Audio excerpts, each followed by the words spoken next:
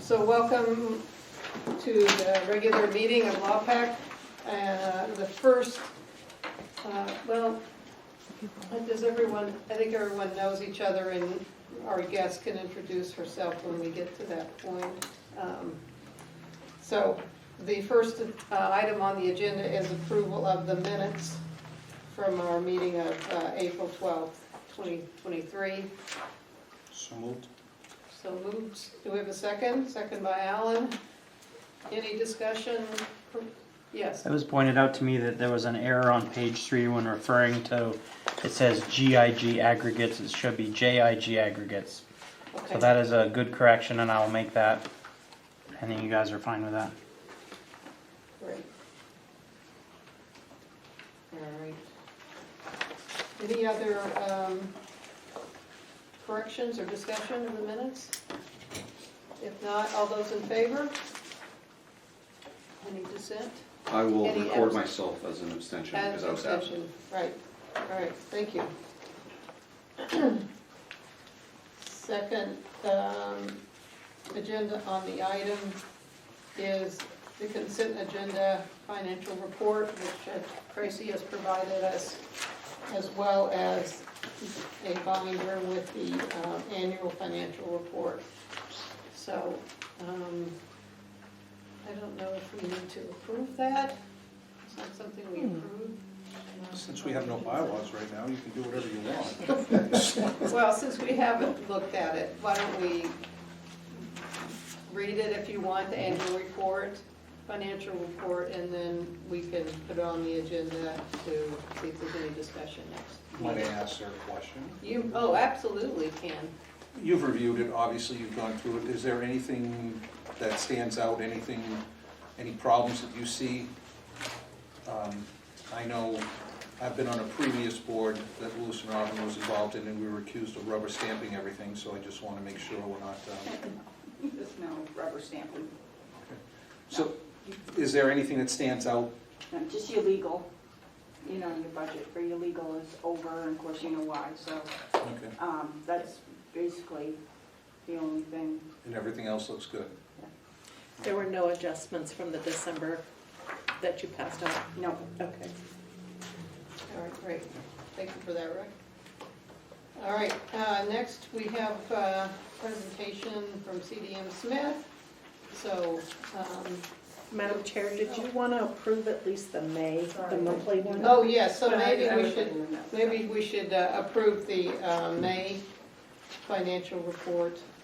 So, So moved by Rick, second by Heather. Any discussion on that? All those in favor?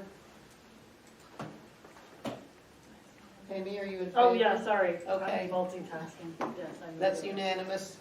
All right, thank you.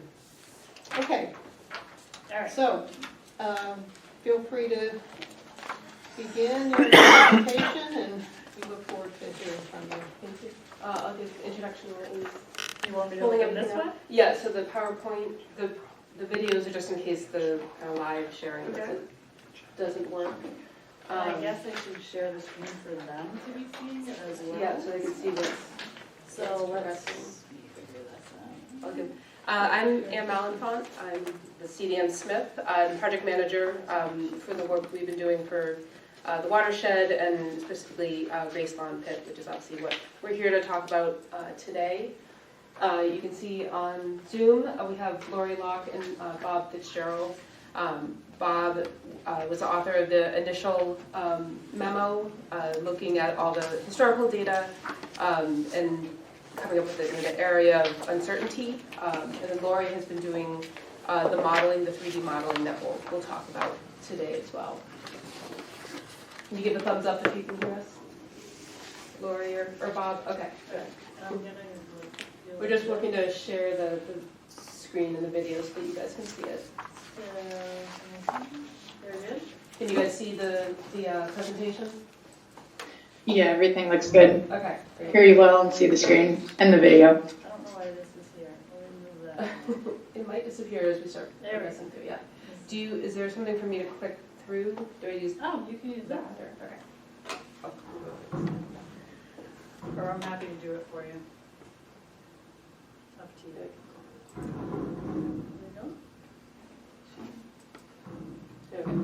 We might go again. So just very quickly, agenda. This is a great shot from a video that Erica shared with us, I think from Kevin, on the flyover of the pit. So we'll just go over the summary of the previous work that we've done, and then what led to this current scope of work. And then Lori will hopefully be able to do a live demonstration of the 3D visualization model that we've been using. If not, we have backup videos to share. And then kind of what came out of the modeling to date, like what have we been able to observe, what information. Really the goal with this was to try to learn a little bit more before then going into the next piece, which is doing some hydrogeologic investigations to really be able to answer the question of where that watershed boundary is. And then we'll open up for questions and discussion. So just the summary of the previous work. Obviously, the watershed delineation was suggested to be revised based on the FB environmental report. With the summary showing there where the black line was the previous line and the blue line is the revised watershed, which I'm sure you're all very familiar with this at this point. So we were asked to come in and review previous work and kind of do a expert review of that change in delineation and whether or not we agreed with it or if we had other opinions. So we reviewed all these past reports that you supplied and that were a basis of the FB environmental report. And then summarize the data, presented the reports, and assess the suitability and the reliability of that suggested change. So based on that previous work, we came up with this figure that shows the dashed line, which is what we have deemed the area of uncertainty. Generally, the feeling was that the change in delineation was supported by the past work, but there was some uncertainty to the northeast that we kind of bounded by the two dashed lines. And really that's just to represent where there wasn't enough information, especially when it came to topography versus the bedrock in the area. So that is, that's what we presented in October of 2022 was this report that showed where we agreed and then where there was not enough information to really to make a strong delineation. And so from that previous work is what led into kind of the current work we have now. We recommended doing this 3D modeling, which takes all that past data and combines it into a 3D model, which is really cool. Lori will show you how that all works, and see if that information could narrow it down a little bit as far as the area that we might recommend for additional investigations. And then once that's done, then we can go do the investigation. That way we kind of limit the scope of that as much as possible. And the 3D model will be useful well beyond just narrowing down kind of the scope of the investigations. So that leads us to the current scope of work. And I will pass it over to Lori. If you want to go through this, just tell me when to progress the slides. Yeah, sure, that works for me. Can you all hear me okay? Yes. Okay, great.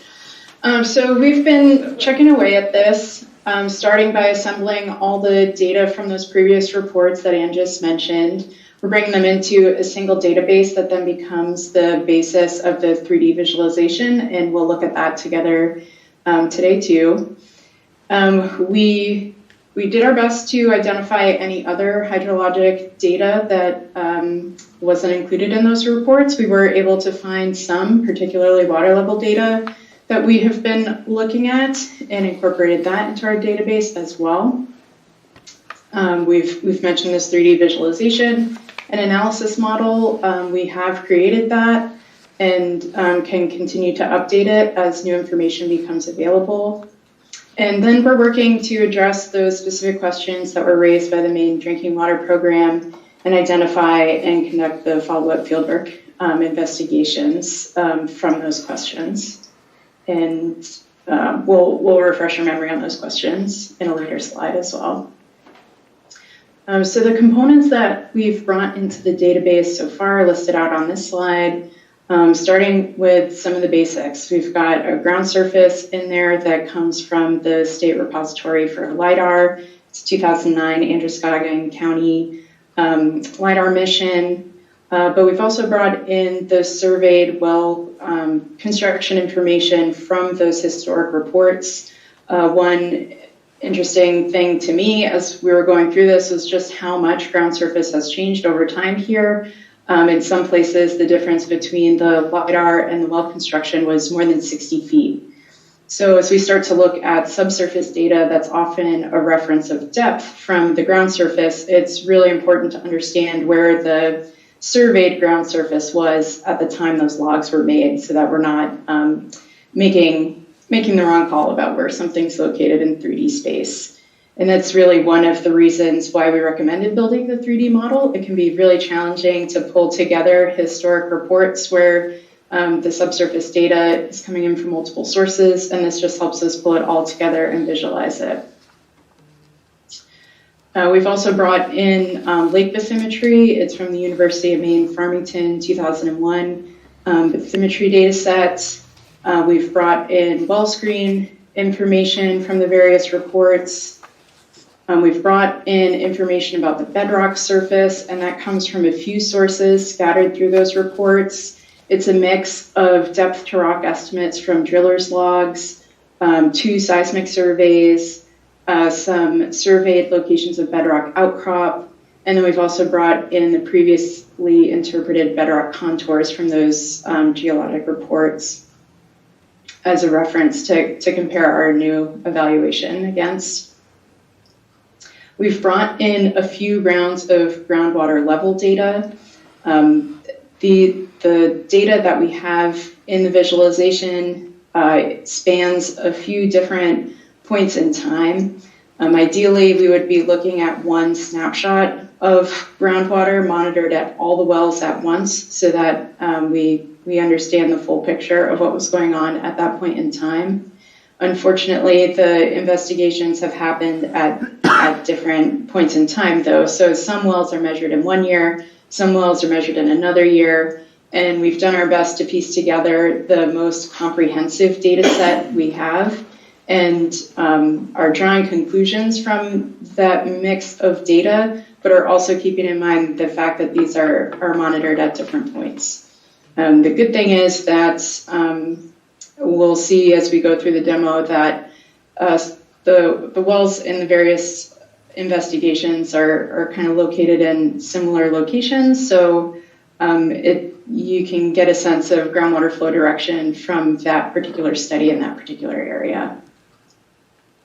Next slide. Some of the new data we have brought in, though, is related to groundwater level measurements.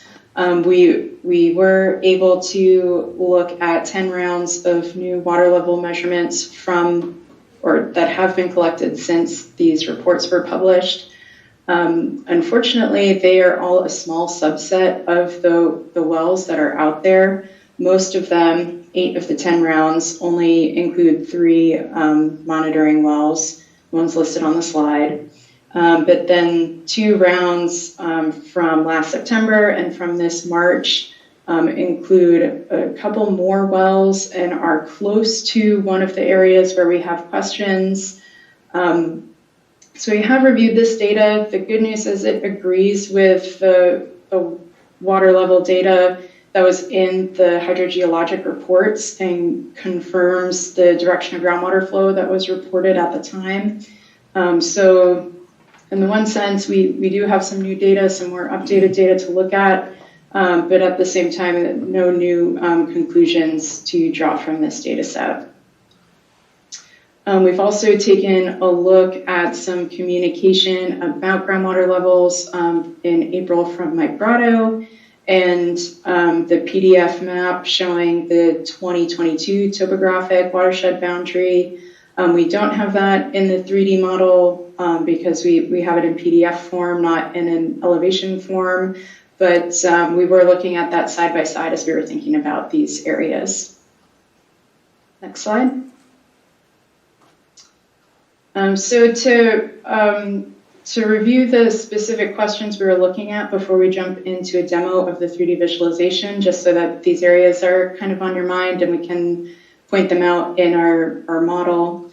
The first is in regards to the southwest corner of the Gracelawn site, the area that abuts the berry farm, and we're asked to look into groundwater flow in this particular area that's outlined in blue. We will talk more about this later in the presentation. Next slide. And then the other question is in regards to the gravel pit area, the area that's circled in orange on this figure here. We're asked to look into the stratigraphy and groundwater flow in the various strata in this area. And we will talk about this later in the presentation as well. Any questions about our scope, either the previous work or the current work, before we get into a little demo? Hey, yes, Evan's here. I apologize for my ignorance here, but bathymetry, I guess, is the only term you've thrown out so far that I'm really not familiar with. Can you explain that in brief, just so we understand why that's being included? Sure, and I apologize for that. Don't have a good sense of everyone's background, and that's on me. I should have explained that. It's a survey of the lake bottom, so it tells us the elevation of the lake bottom. And the main reason we wanted to know that is as we're thinking about bedrock, we're looking at places where the bedrock outcrops in ground surface, on dry land, and in the lake as well. If we know the bottom of the lake, we know bedrock can't be above the bottom of the lake. Excellent, thank you. Any other questions on some of the terms used as part of this? Okay.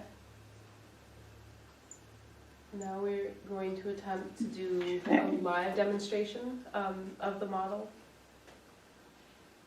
Let's see. So I got a pop-up. I can't start sharing until you stop sharing. So let's try that. Okay. All right, so let's try.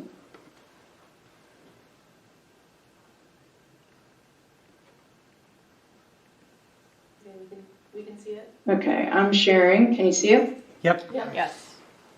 All right, great. So if at any time the refresh rate doesn't seem fast enough, we can switch over to a video that's on Anne's computer. So Anne, if you could just let me know, interrupt me if it's not working for you, and we'll switch.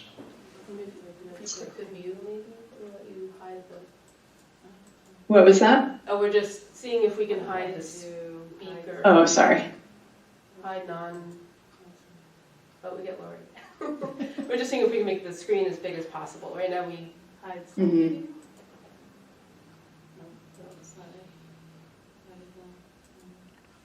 There we go. Okay. Better. We still see you up in the corner, but now we have the full screen. Good. Yeah, you definitely want to see the model and not my face for this. So here we are. We're in our 3D visualization. It's focused on the Gracelawn site, but it does extend a little bit on all sides around it. For starters, I have that ground surface elevation. In here, we have aerial photography on top of that, and I'm just kind of spinning it slowly to get a sense of the lay of the land here. Everything we're looking at has a 5 times vertical exaggeration, and that's just so that we can see the depth data a little bit better on the computer screen. So for every 5 feet of Z space, that would have been the same as an X or Y. So it's exaggerated a little bit. The 3 areas we're going to be talking about in more detail are down in this area, and I'll swap this to show the markup. Down in here is the southwest corner of the site that abuts the berry farm, outlined in the blue here. We've got the gravel pit area in the middle. In here, lots of the excavation shown on the aerial photo. And then over in here was our area of uncertainty. And I'm going to keep turning different pieces of data on and off as we go here, starting with locations where we have drilled information. So these could be wells or piezometers. There also were some test pits in one of the reports, and along the lake shore, some driven points to look at discharge to the lake. These are shown at the surveyed ground surface at the time these points were drilled, and there's a label. Some of them have a year if the naming was the same from the various reports.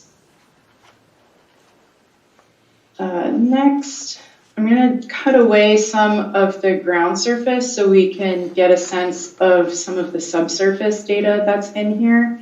So I've cut a slice through the model, and I'm going to tip it up to look in cross-section.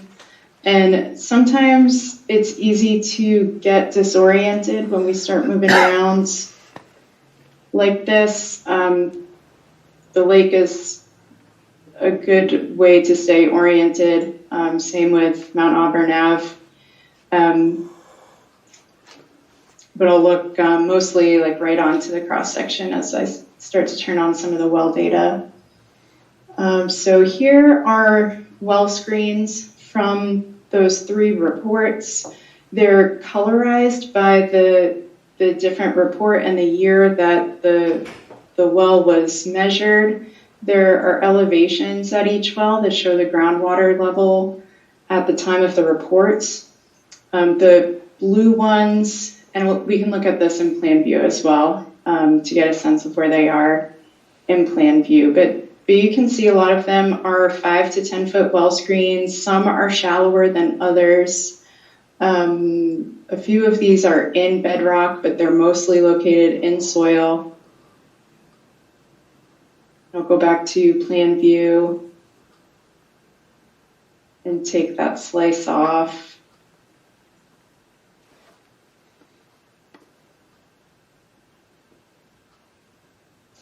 The blue ones are all from a report done by Summit in 2007. So they're on the western portion of they're in the gravel pit and towards the western portion of the whole area. They have a line of wells that are very close to the southwest corner, but not quite in it. The red points are from the 1990 report by E.C. Jordan, and they span a larger area and go out to the east. And then the green points are from a 1995 report by Woodard and Curran. They're a little more of a focused area over here to the northeast. Next, I'm going to switch to some historic maps that show the seismic surveys that have been done in the past. There were 2 seismic surveys done. One was in 1976 by Bigelow, and it's discussed in the 1990 E.C. Jordan report. And there were seismic lines conducted near the lakeshore. And then in 1995, there was some targeted seismic over here in the northeast in the Woodard and Curran report. And I'll tip it up so we can see in 3D. The information we've pulled in from these 2 sources are measured top to rock. From the line along the lake, it's a point measurement as they conduct the seismic line. So we've brought that in as the points where they took the measurement. And then in the 95 report, there are profiles in that report that show the estimated top of rock. We've brought in those profiles and then traced the line of the estimated top of rock. Go back to plan view and we'll show a few other sources of bedrock information. is a set of points that show surveyed outcrop elevation. Just turn those on in the green. The base map is now the bedrock contour map from the 1990 report,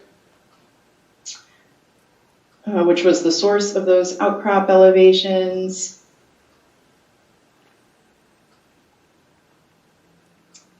And then the other piece here is our depth to rock information from the drillers' reports. And those are showing up in the spheres right now. There's a couple different colors, and that's because for the most part, these are estimates of a depth to rock.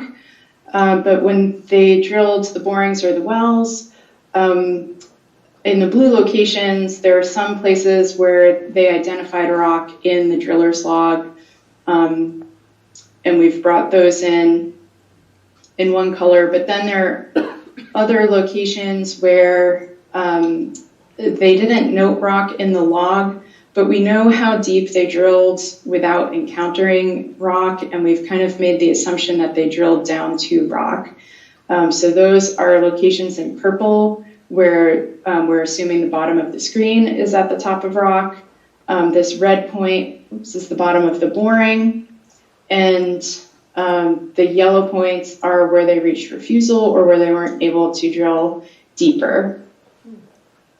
Lori, what are the white points that are in line near the shoreline? Those are the seismic points. So keeping, I kept those turned on from that seismic line from the 1976 seismic survey.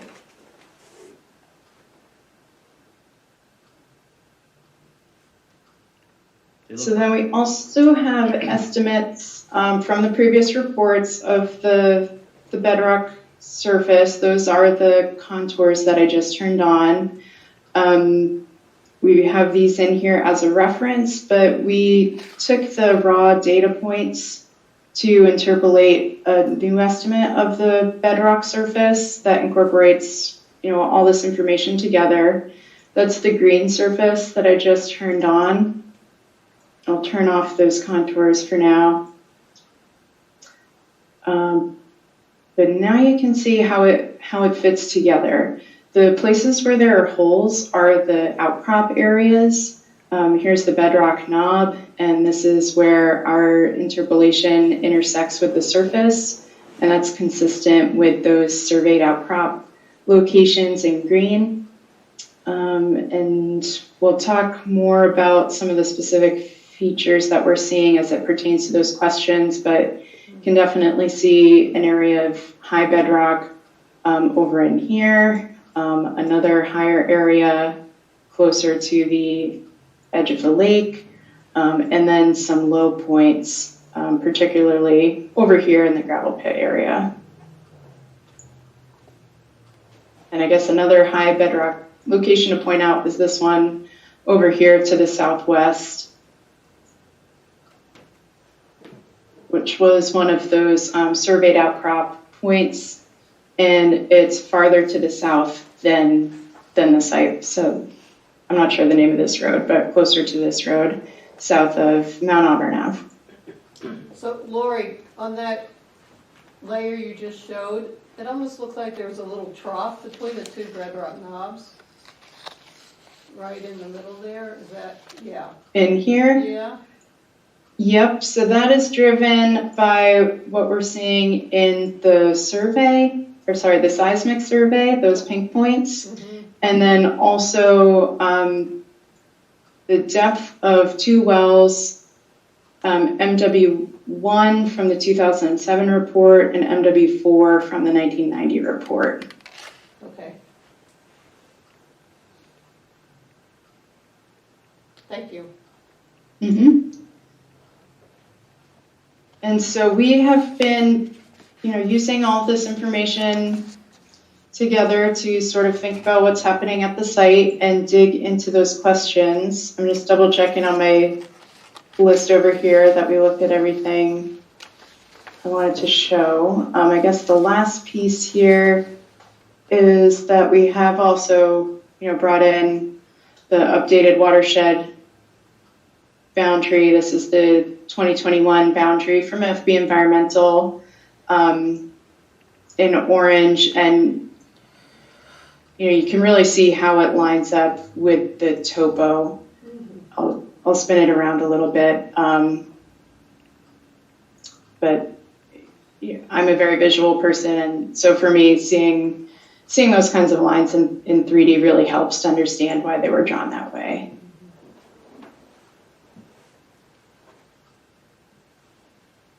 Okay, so that was my list of what I wanted to show in the demo. We have more slides that focus on the area and some notes about what we're observing there. Thank you all for jumping in with questions as I went. Are there any other questions before we go back to the PowerPoint slides? Any nomenclature questions?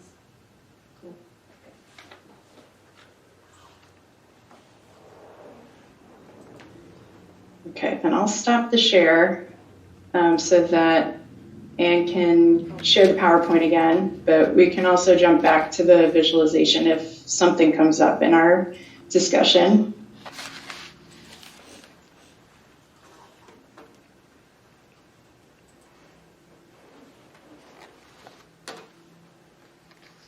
Okay, so if you could jump, I think it'll be 2 slides. Yeah, so we'll start discussing some of the results here. I'm going to start us off and talk about that southwest corner of the gravel pit, and then I'll pass it over to Bob to talk about the other 2 areas.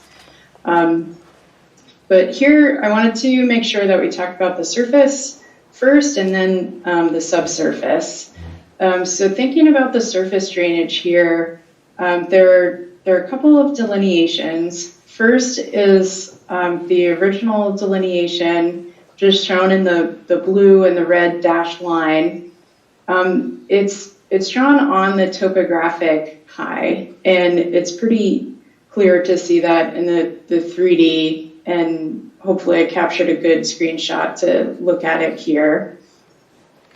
So that's definitely a high point in the topography.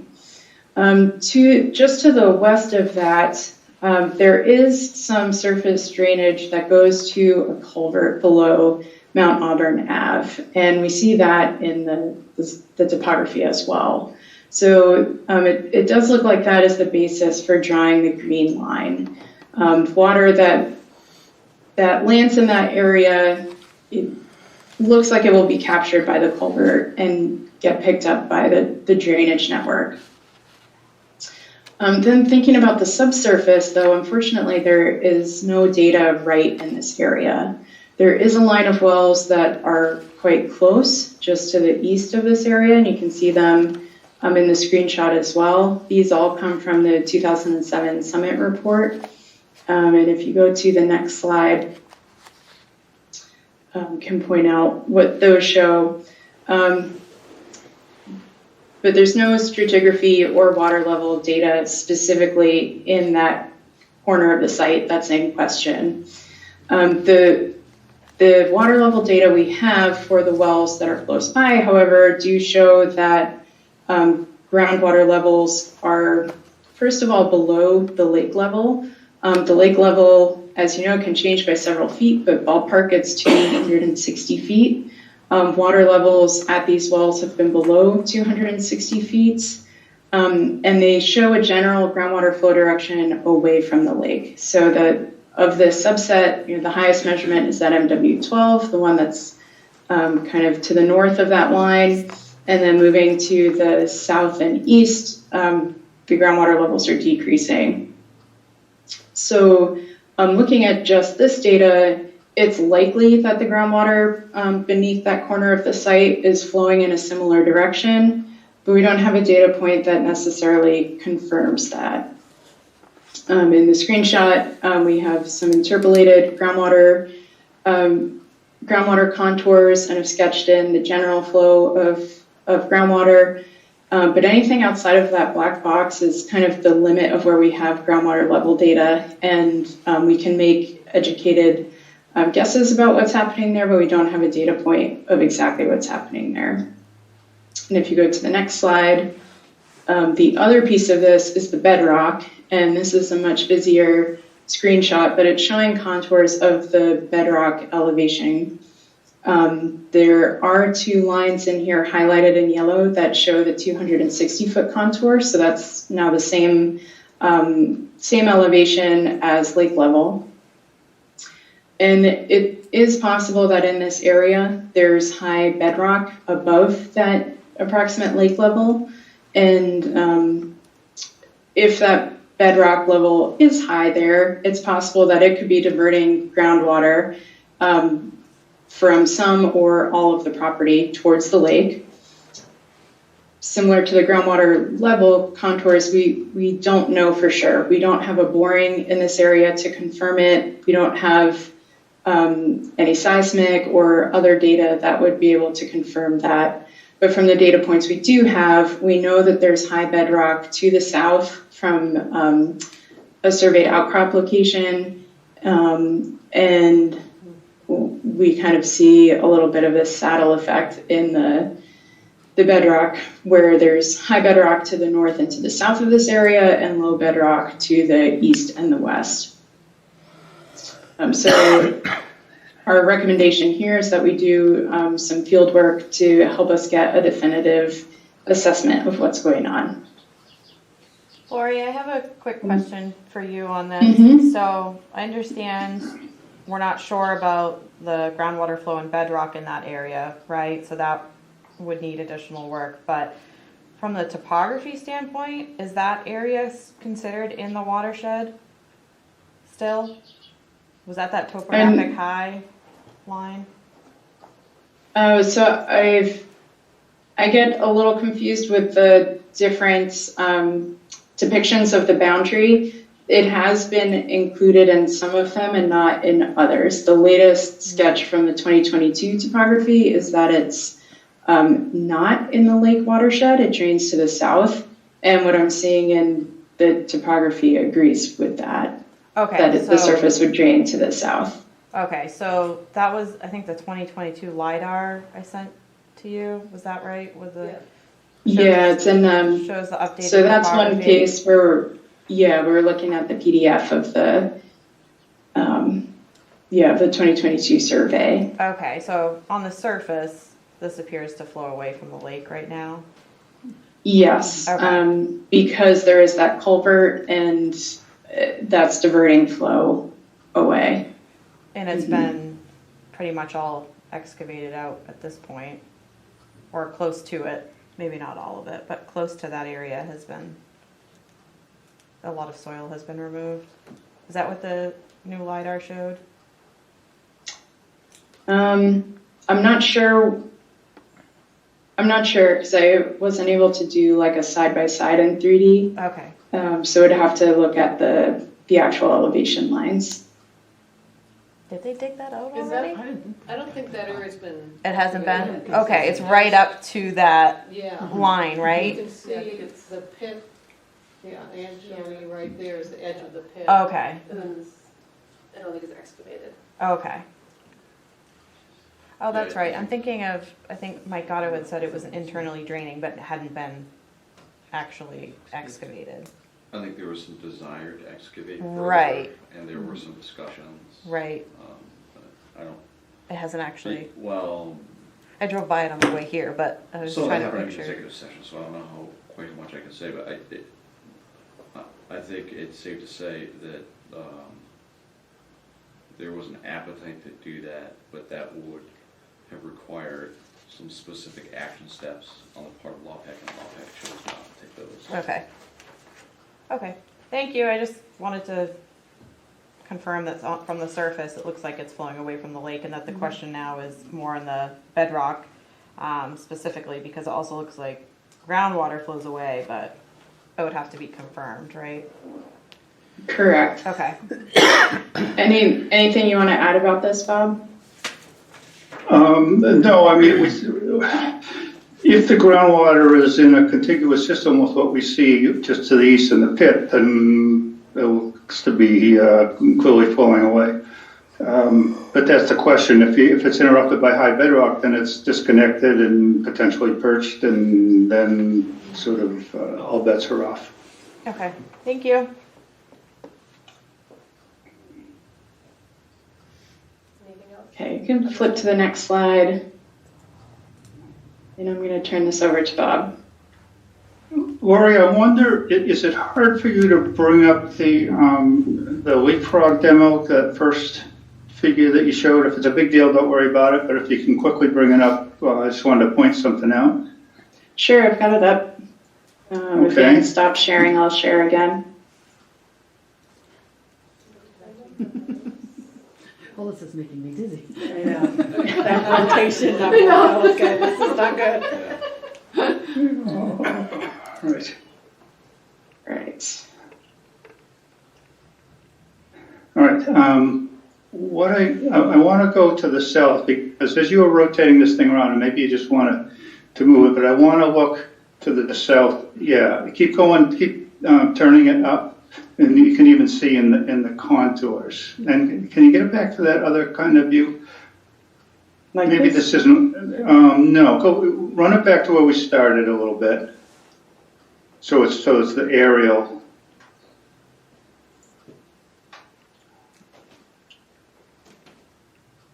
Yeah. So what is it? If you stop it there, right there, because we keep talking about flow to the south, flow to the south.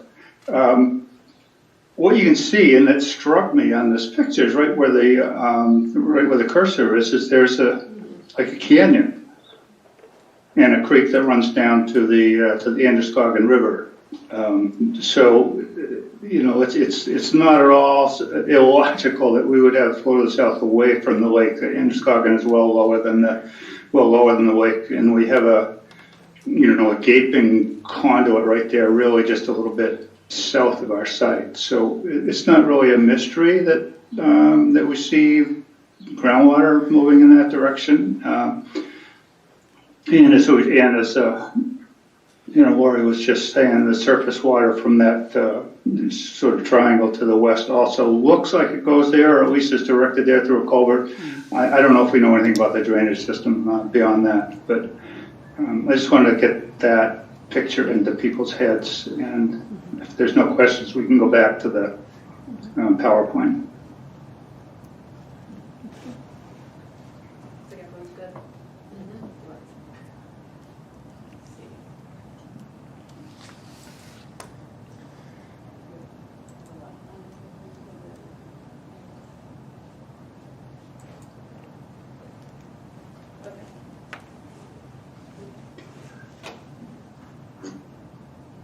Okay, pertaining to question 2, I guess, of the specific questions,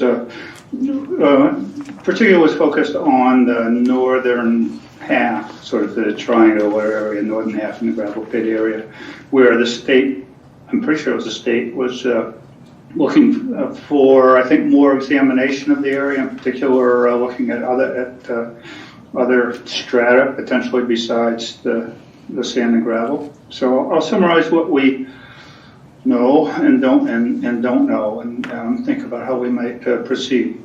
So first of all, looking at the sand and gravel, which is of a simplified sequence, and the sequence isn't really more complicated than this. We can think of sand and gravel down from the surface, overlying bedrock, and in between there's probably a small layer of till that's where we can find it in the logs. It's kind of 3, 4, 5 feet thick. It's not called out on all the logs, but I think maybe a number of the refusal logs may fit refusal on till. So primarily we're talking sand and gravel over till, probably over bedrock. So the data we have is in the sand and gravel, and it says this. So we have groundwater levels that were measured at a bunch of wells in that area, and if you can see the the orange line that kind of bisects this figure, that's actually the blue lines are contour lines of groundwater elevation, which are interpolated from the wells. that orange line is the 260 contour, and as you've heard, that's kind of a, it's more or less a magic number because that indicates that's consistent with lake level, and so everything to the left of that, which really includes all of the gravel pit area, then water levels are below lake level and moving south, as we've been talking about. In part, what's new is that the data up to and include, not at a bunch of locations, but the data we have up through 2023 are all consistent. So we don't have any indication that this is ephemeral. This seems to be, as far as we can see, a pretty permanent situation. Next, Ann.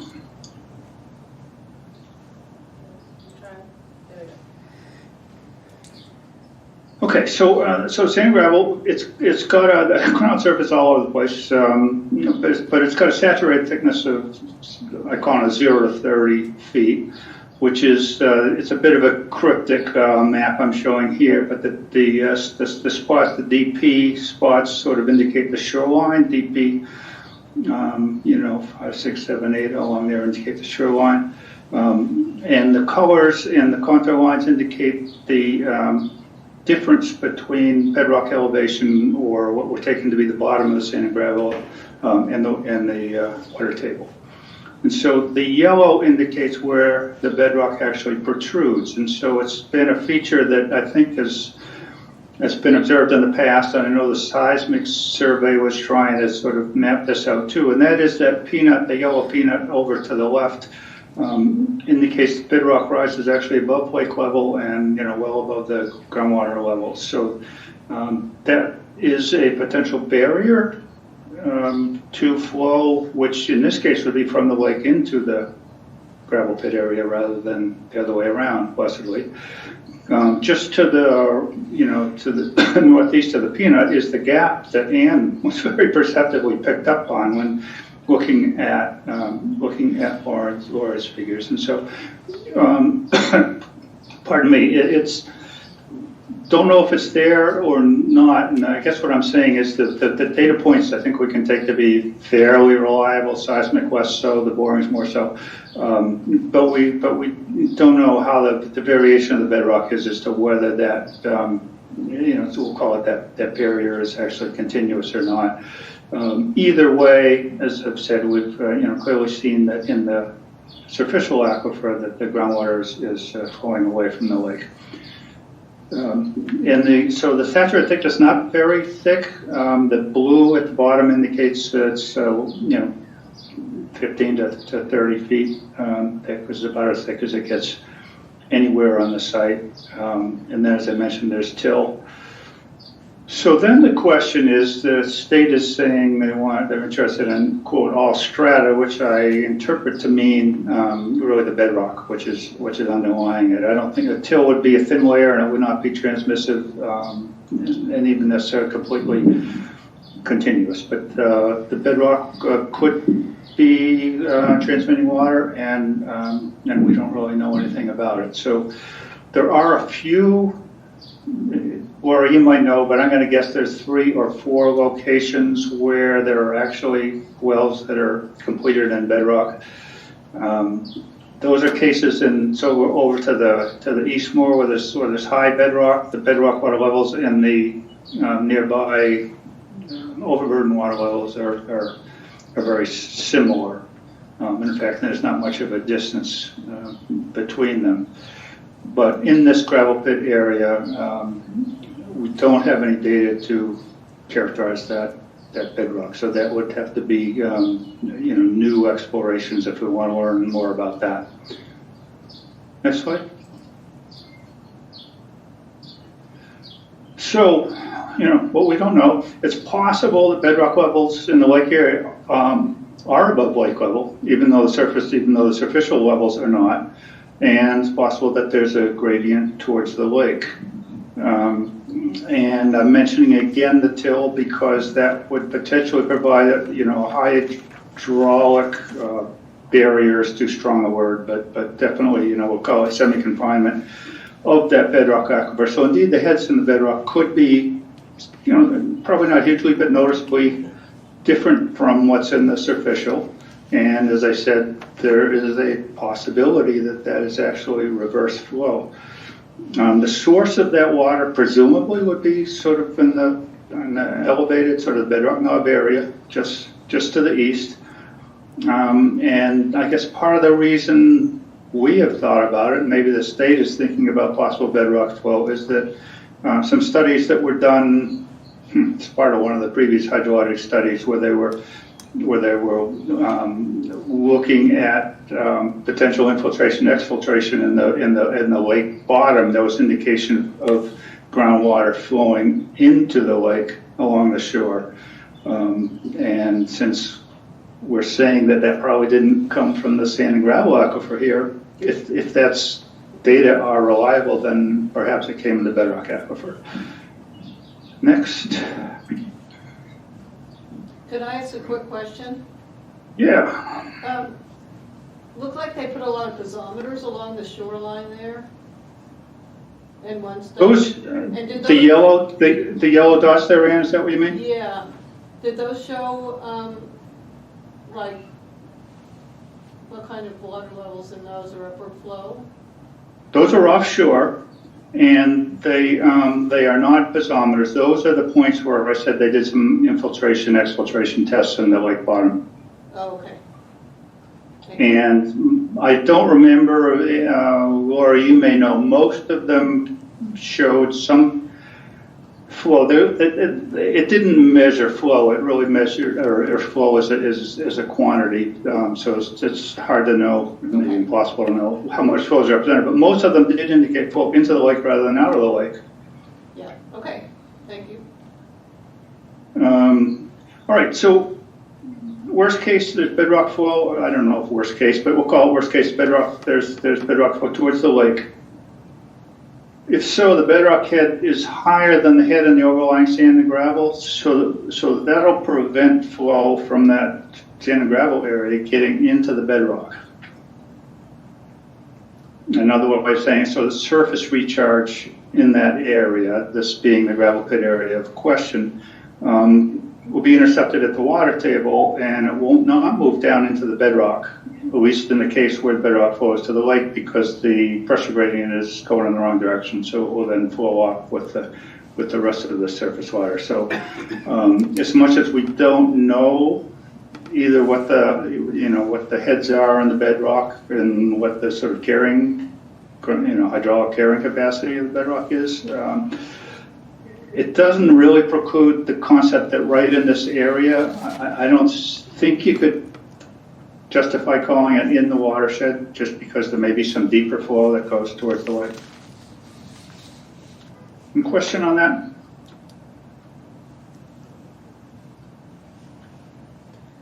I have a question. I have one question for you, Bob. There was a figure that was given to us by the state drinking water program that had that orange circle, right, that they wanted to look at stratigraphy. And on that figure, they added a dashed line with a star on it as, I don't have their exact language for that, but as I think that was their conservative line. Drinking water program potential boundary. Do you know if that line includes these areas where there's question in bedrock? Does it kind of line up with the bottom of those orange blobs? The answer is yes, it does. Okay. In other words, this is how I interpret it. I haven't, they didn't provide a bunch of explanation, and we haven't been in touch with them. But what I interpret is they're saying, so in the area just to the west of there, you've got this high bedrock and there's water in the bedrock. And therefore that water may flow into the area they were concerned about, and conceivably that would then flow conceivably up north to the lake. They kind of cut it off because if you go further south, it becomes very evident that any flow would be towards the south. So I think it represents an area where they're saying, yeah, maybe there's bedrock flow to the north there, and it's not far-fetched to say that that's the case, but there's absolutely no, to my knowledge, there's no evidence of that. Okay, thank you. All right, next, Dan. All right, so now we're moving to this so-called area of uncertainty, and that's where we had sort of taken the proposed revised watershed line and just expanded it out into a broad, sort of a broader area that needs more investigation. So the area that we're talking about is really, by the way, again, these are interpreted water level contours, the blue lines. So they're sort of outlining the knob, really. And then there's kind of clearly flow both east and west from that knob, and the area of interest now is to the, is to the east of there. And from there, when we look at the water data as interpolated from these data points, it would say, yeah, it looks like flow is mainly east. You know, as you go to the north, maybe a little more northeast. As you get to the south, maybe a little bit to the southeast, but sort of a predominantly eastward flow. So it leaves it. So that's what sort of left us with the question and saying, well, this is uncertain. You know, how much of this flow goes to the lake and how much goes elsewhere. Next, Dan. So ultimate discharge in this area can be either to the lake or, pardon me, to a creek to the east that flows to the Androscoggin River. And that is, you know, depicted here a little. But first of all, on the aerial to the right, you know, the arrows show the path and the drainage path, surface drainage path, you know, related to that creek. And then in the inset, where you can see that, you know, that the blue dashed lines indicate the so-called area of uncertainty. And there's three circles. There's one circles along the south border of that area is MW10. And then just to the east of there, there's a partial circle. And you see that little chip of yellow sticking in. And what that is, that's the start of another sort of canyon where surface water drains and presumably groundwater would drain to. Okay? So those are the main points of discharge. As you go further south from this area of uncertainty, then again the flow is going to be indicated definitely to the south. Next slide. All right, so looking sort of at that same inset with the orange circles, and first of all, the northern limit, and I think we saw this with something Lori showed us, is that the northern limit that they drew, that's the red dashed line, and it's quite similar to what we drew as that sort of approximate blue dashed line. It's very consistent with the topo, meaning that surface drainage as indicated by the topo. Secondly, at that top circle, there's MW 301 and 206 at least, and those wells are close together. They show a little bit of a component of flow to the north. I think enough so that you would say, wow, you know, if you go north of that line of uncertainty, we'd be pretty sure that that flow is going to go towards the lake. And then MW10, which sort of represents near the bottom of the area of uncertainty and is right near the start of that creek there, current level is about the same. So it's it's a tough call. If you're thinking of water traveling where that blue arrow is, and that arrow in a way is drawn to represent the fact that the two orange circles there represent pretty equal heads, then it's going to be kind of on a knife edge as to which way the groundwater might be flowing there. So that's not new. That's really just a summary of what we saw before. But it was important that Lori, having put together all this data from all the different sources, it's a little more than me looking at a report and looking at a table and a report and saying, oh, it looks like it flows this way, as compared to, Laura's able to make all the data, rectify it, and make it all consistent and work. And it shows pretty much the same picture. Next. And speaking of that, one thing we did have that was new was new to us. It wasn't new to the world. Seismic survey line along the lake shore, and it was actually, as far as we can tell, it was done in large measure just to see if the bedrock is sort of a potential subsurface boundary to flow. And what it showed, of course, it showed, we talked about it, Laura showed, and I showed sort of to the west where there clearly is a boundary. In this area, it shows that yeah, there is a pathway where the bedrock is below lake level and below groundwater level, so that yeah, it doesn't preclude groundwater flow to the lake by any means. As you go further to the east, then the bedrock comes back up, and yes, it does create a barrier, but there's definitely an interval there, or at least there's definitely is, the data we have available can say where groundwater could be flowing out to the lake. So that was just a little confirmation that yeah, we really could easily be within the lake watershed area. And I think that's it. Well, I guess I should summarize it. I'm just going to read this. Available data in this area are still inconclusive with respect to the location of groundwater divide. One thing we can do with the 3D model is a VA model that VA is the model that Laura's has shown, is that connects very quickly to sort of numerical groundwater flow computational model. And so, we can make that step pretty easily into numerical flow. And that will then create a depiction of groundwater flow, and it will indicate a divide. The model by itself isn't going to be definitive, but it can be really helpful if we're trying to sort of locate, where we want wells or other information to depict that watershed. And it's a challenge to find, without full knowledge, to pick out where those wells are that can sort of prove it one way or another. In our business, we're faced with it a lot, looking at the hydraulic capture that has waste remediation sites. And everybody thinks that's easy. Oh yeah, I'll put in a couple wells and we'll prove it's one way or the other. And then they get the data and they go, well, I'm not sure. Can you prove it? So we have found in the past that a simple modeling exercise can sort of focus you on what you need to know. And by the way, in this case, we keep talking about bedrock because it does have a definite influence on the groundwater flow there in the superficial aquifer, besides the potential for bedrock flow.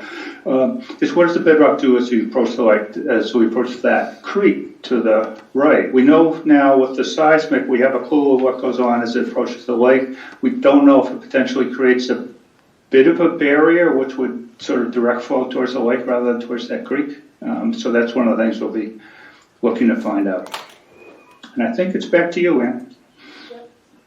So that's a good segue into just the discussion of hydrogeologic investigations. I know Lori, Erica provided an updated proposal from us that included an allowance for hydraulic investigations. This was really just to, I think, be able to keep moving as far as just having a general estimate, and then obviously once we actually identify the field work, then we would have a more exact number. And those make up, this is just a general list of what could be included. We may not do all of this, but generally there's both borings and monitoring wells. As you heard both Lori and Bob talk about, sometimes the borings that are involved with drilling a well is just as important as the monitoring well, what you see as you do the borings. And there's three different types of wells: the shallow well, shallow water table well, deep overburden, and bedrock. You can also do fracture trace analysis and outcrop mapping. That'll be done by a geophysical subcontractor. Slug testing at the monitoring wells, and then groundwater gauging at the new and existing wells, and doing additional aerial mapping survey and topographic drawing with a survey sub. I had a quick question. I didn't look this up. Can you explain what fracture trace analysis is? And then I don't know what slug testing is. Yeah, and I'm gonna grab my, the people at,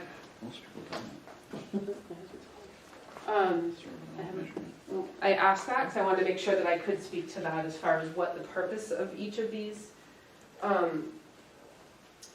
tests are. That's where you dump a bunch of water down the well. You watch where it goes. Okay.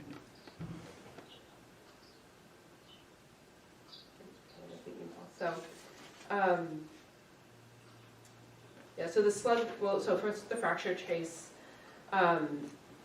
it just looks at the bedrock and where the fractures are in the bedrock. Obviously, water would follow different fractures within the bedrock. Okay.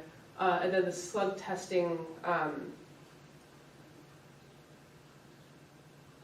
it just looks at the hydraulic conductivity between different wells. As far as testing between the different monitoring wells.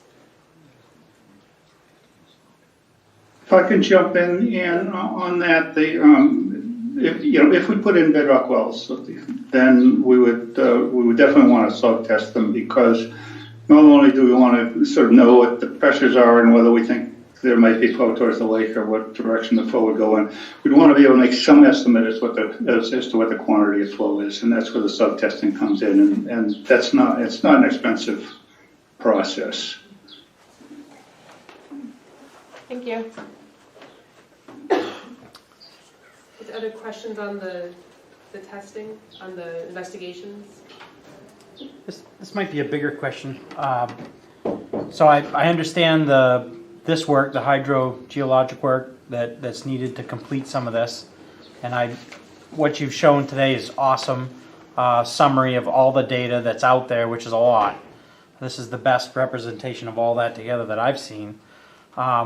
Based off from that, and Erica kind of indicated before, the drinking water program had kind of drawn this line across here, and it looked very similar. As I'm watching your presentation, I can see that line without it being drawn on. I can see why they drew it there. Do you have enough information based off from the 3D modeling to say that, if we didn't proceed with this hydrogeologic investigation, is there enough information available to say that that line would be a safe line to remove from there south from the watershed? Lori and Bob, do you want to speak to I'll jump in. To me, the answer is yes. And that line sort of follows, the more conservative part of our area of uncertainty, and is actually somewhat south of where we think there's a pretty good degree of certainty that they wouldn't be in the watershed. So I would view that as a conservative representation. And I didn't mean to necessarily use that line, but I guess my big question is there an area where you can say for certain this is out of the watershed? And, maybe that's something we want to consider as well, before we take the next step. And obviously this is a lot more work to continue. But it may be, because this takes time, right? This hydrogeologic work. This isn't something that's going to be done. Yeah. You won't have this at the end of June, or end of July or end of August. This is a lot of work. October. Yeah. doing the testing and monitoring through the summer, and then having results in October timeframe. Okay. So if the consultants agree of the watershed line by the state drinking water program, and the city agrees and we agree, then couldn't anything outside of that line that might want to be developed be the burden of the landowner? Mm-hmm. And then they can continue the studying. And I do want to also note that the City of Auburn said, and I'm hoping the consultants agree with this, it should be noted that open grandfathered gravel mining pits are a higher generation of sediment and nutrient runoff than developed vegetated sites with stormwater treatments designed to meet modern stormwater treatment standards. So the longer we keep it as a gravel pit, the longer it's going to be sediment and nutrients worse than a developed site. just wanted to say those two things, because I'm sure Mike Gatto, if they wanted to expand beyond that questionable line, they're gonna have to show us that it's good to go, and they can pay for it. Yeah, do the additional investigations to show it one way or another. So I was wondering, on the map that showed all the test wells, where were you thinking of putting new wells, or a visual on that, if you had an idea of where you'd put the additional wells? Yeah, I know they've done a little bit of like Yeah. a map. Laura, do you want to, or Bob, do you want to speak to that with pulling up the 3D model of possible areas for additional wells or borings? I can pull up the model again. One thing that I am still wrapping my head around is which wells that we have data for in a historic sense, which ones are still out there today. That is something I personally don't have a good sense of. I know you had. So this makes this a hard question for me to answer. You have some more recent data. It looks like they tried to sample a lot of what was out Right. there. But Right, and it was not Pretty all incomplete. of, right, it was not all of the original ones. Not all of the original wells were found. Right. So I think whatever, for 2021, 2022, 2023, for monitoring well information that I provided, whatever that subset is probably what's still out there. There could be more, but I think if there were more, they would have been sampled. that was kind of what we had Okay. discussed. Yeah, I mean, I can get a definite on that for you, but I would imagine they would have sampled each one that was out there currently. Didn't you have one map that showed the colors of the years or something? These were from 1976, these were from 2021. I remember Yeah. the big dots with colors. Yeah. It's really good when you're a visual person. Right. Yeah, that's what sticks. I'm the same way. Because we could take off the old So I know they were able to do the line over in here, like MW12 was on the list, MW8, 6. Is that 6? But the most recent ones were all sort of in this area, and then 6 is way over to the east, I think, Corey. Although there's more, there's they're the different two- MW6s, yes. I'm looking for the blue MW6, which is this Yeah, one. okay, I I know think. there's one, I can see Yeah. one of these, I know that one's there. No, I don't know the others. Yep. And then need to see the list for the other ones. So, I mean, these, Bob, jump in if you disagree, but I would think these would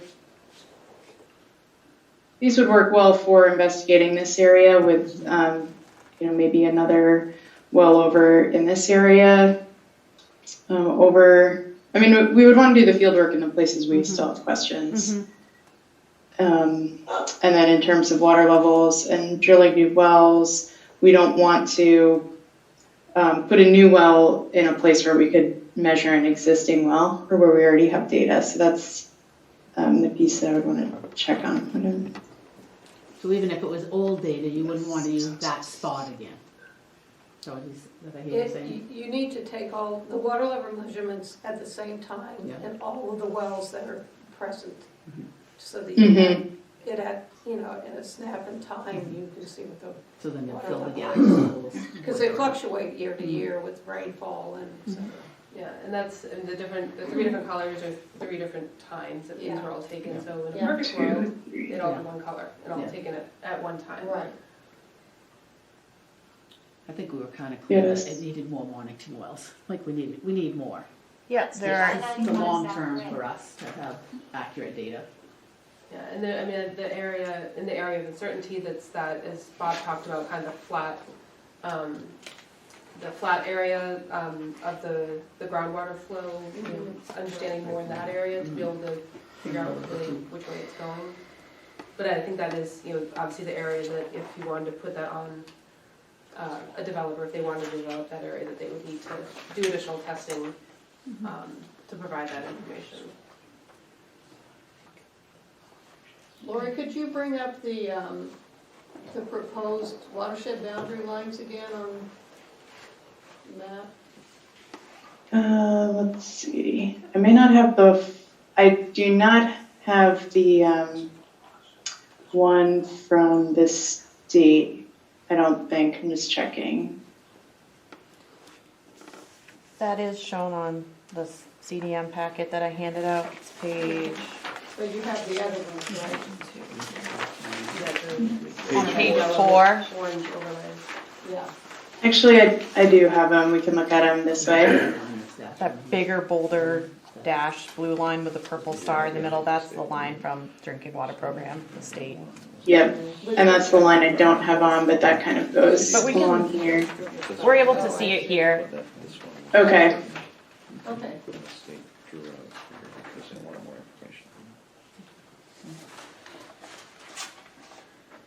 All right, great, thank you.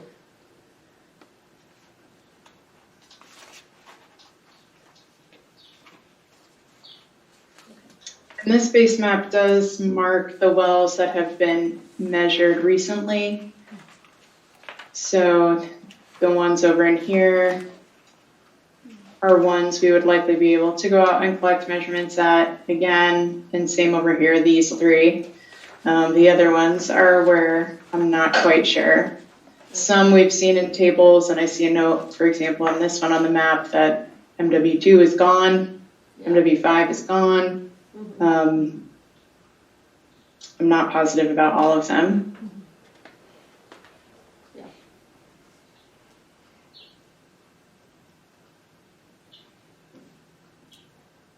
So my last question would be, is we still have unanswered questions for the drinking water list of questions, right? That seems like. this- North of their boundary, yeah. Yes. Yeah.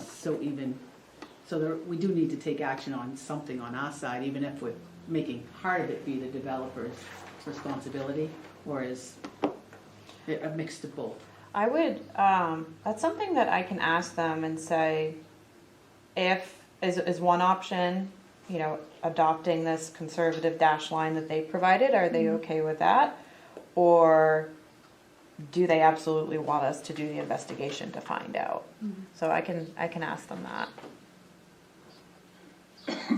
Yeah, I think that would be good to know. I think what I'm hearing today is that the state line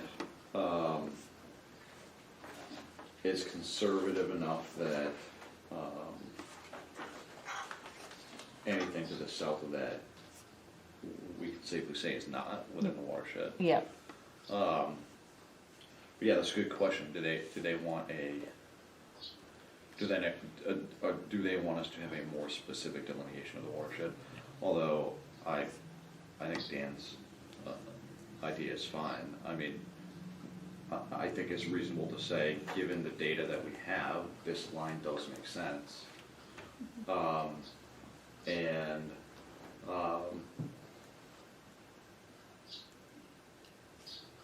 Given the data we have, this line makes sense, and it doesn't necessarily make more sense for us to have a more specific line given the cost.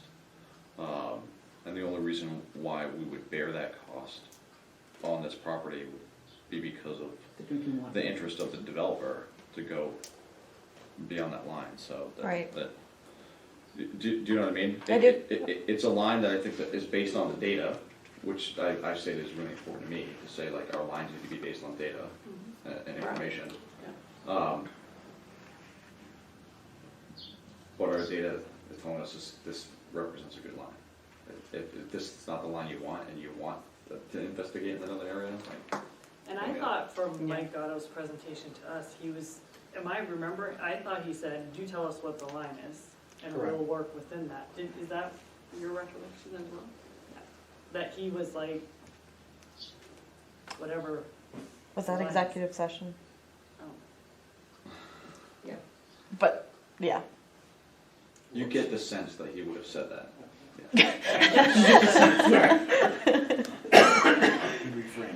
Just really tan now, or a little bit red? Purple? Well, I can never remember what's when. Mike and I have communicated with Mike too, outside of commission meetings, and that's my sense. Yes. that they will work with what we agree upon for a line, or really what, it's not us, it's the state, what they accept and adopt as a line. So it was a question if the state would be okay with this, and then doing another iteration at some point in the future. Yes. Their letter back to us basically stated that they felt comfortable with that line, if that's was interim, but what they really wanted was the two utilities to be in agreement and to support that and to recommend that, if that's what they had wanted. So now that we've done this work and have the data to support that, I can't see where that wouldn't hurt, why wouldn't that happen? So anyways, but that's certainly a conversation we can carry on and figure out on our end. And that's what you recall, right? Yeah.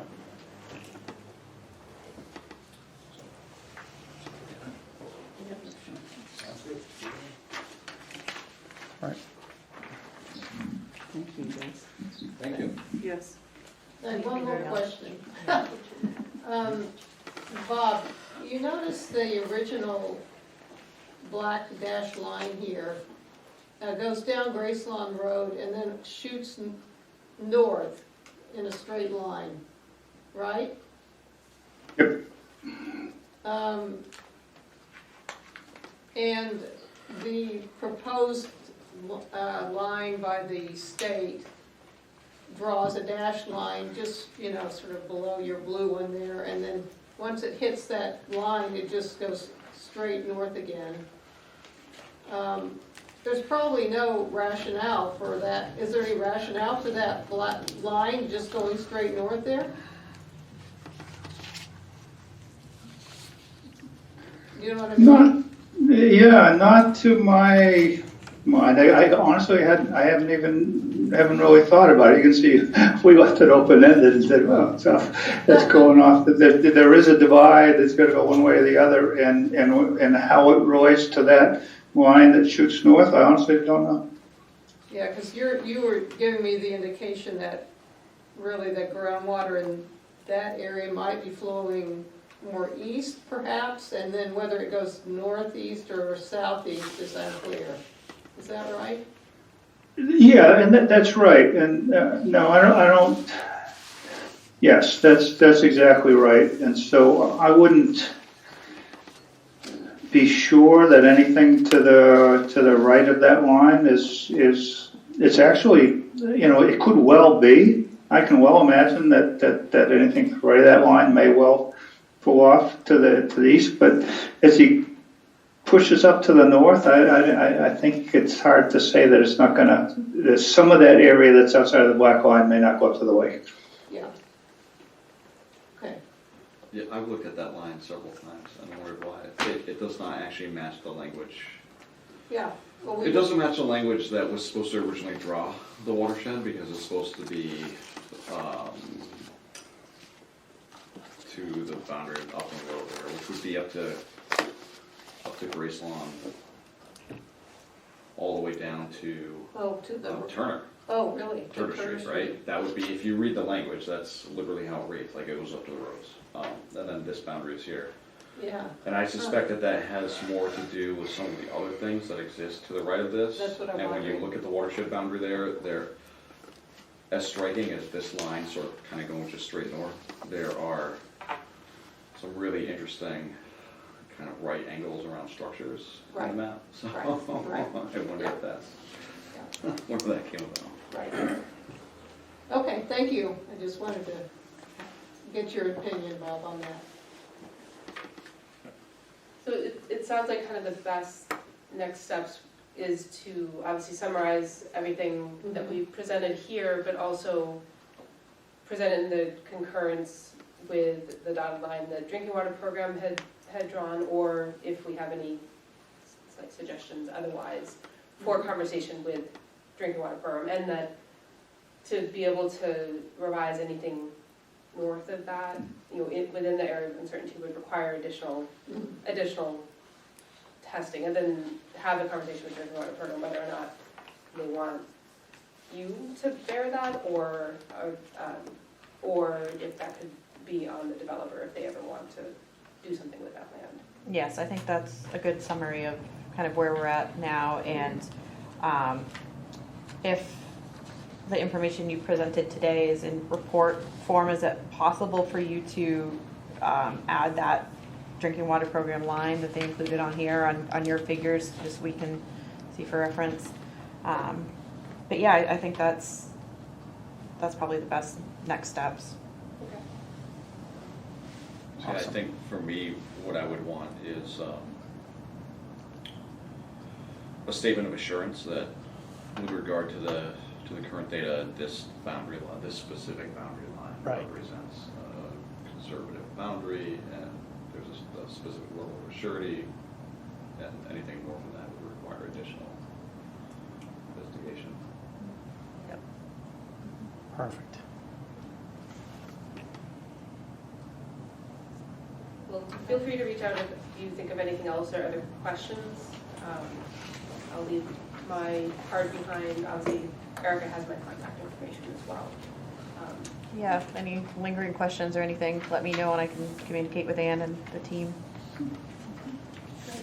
Is there any chance we can get a copy of the PowerPoint? Absolutely. Obviously, we yep. can't get the 3D off of this relation, but Yeah, the PowerPoint would be helpful, maybe. Well, I know Lori did develop a video of the model, which is obviously fairly large, even if it's compressed size, but we can see about maybe sharing that if that's of interest. Yes, Yeah. I'd like to have that. That'd be great. I just have one last note. If the commission could authorize a couple more hours of work or to be in touch with Mike Goddell and developer, because they're moving a lot of dirt, and he might be able to update you as to what they envision they're going to do, and then you guys would have the knowledge of what you've learned, and maybe they may not be or should not be moving some of that dirt. But again, it goes back to gravel pit versus development. What is the worst? But we really appreciate what you guys are doing, because we don't have the knowledge, obviously, as you guys do. I kind of envision that one of our recommendations would be that there'd be continued monitoring, and I think one of the things that was touched on several times was sort of the groundwater level versus the lake elevation, and that was an important sort of thing to keep a hold of. So I guess we could ask someone to work with Mike now, but I think when we make our final recommendation, that seems to be indicative enough that would make it in there, that there would be monitoring for the following, and I think that would put the developer on notice that, like, okay, whatever we do, we really should make sure we're not. When we drive by there, I mean, the face of the pit is changing every time. Oh yeah, it changes the sooner every day. we make that Basically changes every recommendation, day. the better for this commission, I think. Yeah, well, what's hard is that we could speculate that he's changing it in preparation for the development, but the reality is he's got a permit to move sand and gravel. Right, so yeah, exactly. he can just basically, as long as he's moving it around, do whatever he wants, until. What's the time frame on getting a report after this presentation? Yeah, so we're looking at early July for a draft memo that will Okay. summarize all of this. Great. Okay, great, thank you. Well, thank you very much. Thank you. Any other questions? Thank you, Bob and Lori. Yes. I appreciate your Thank you. time. Thank you. Yeah, thank you.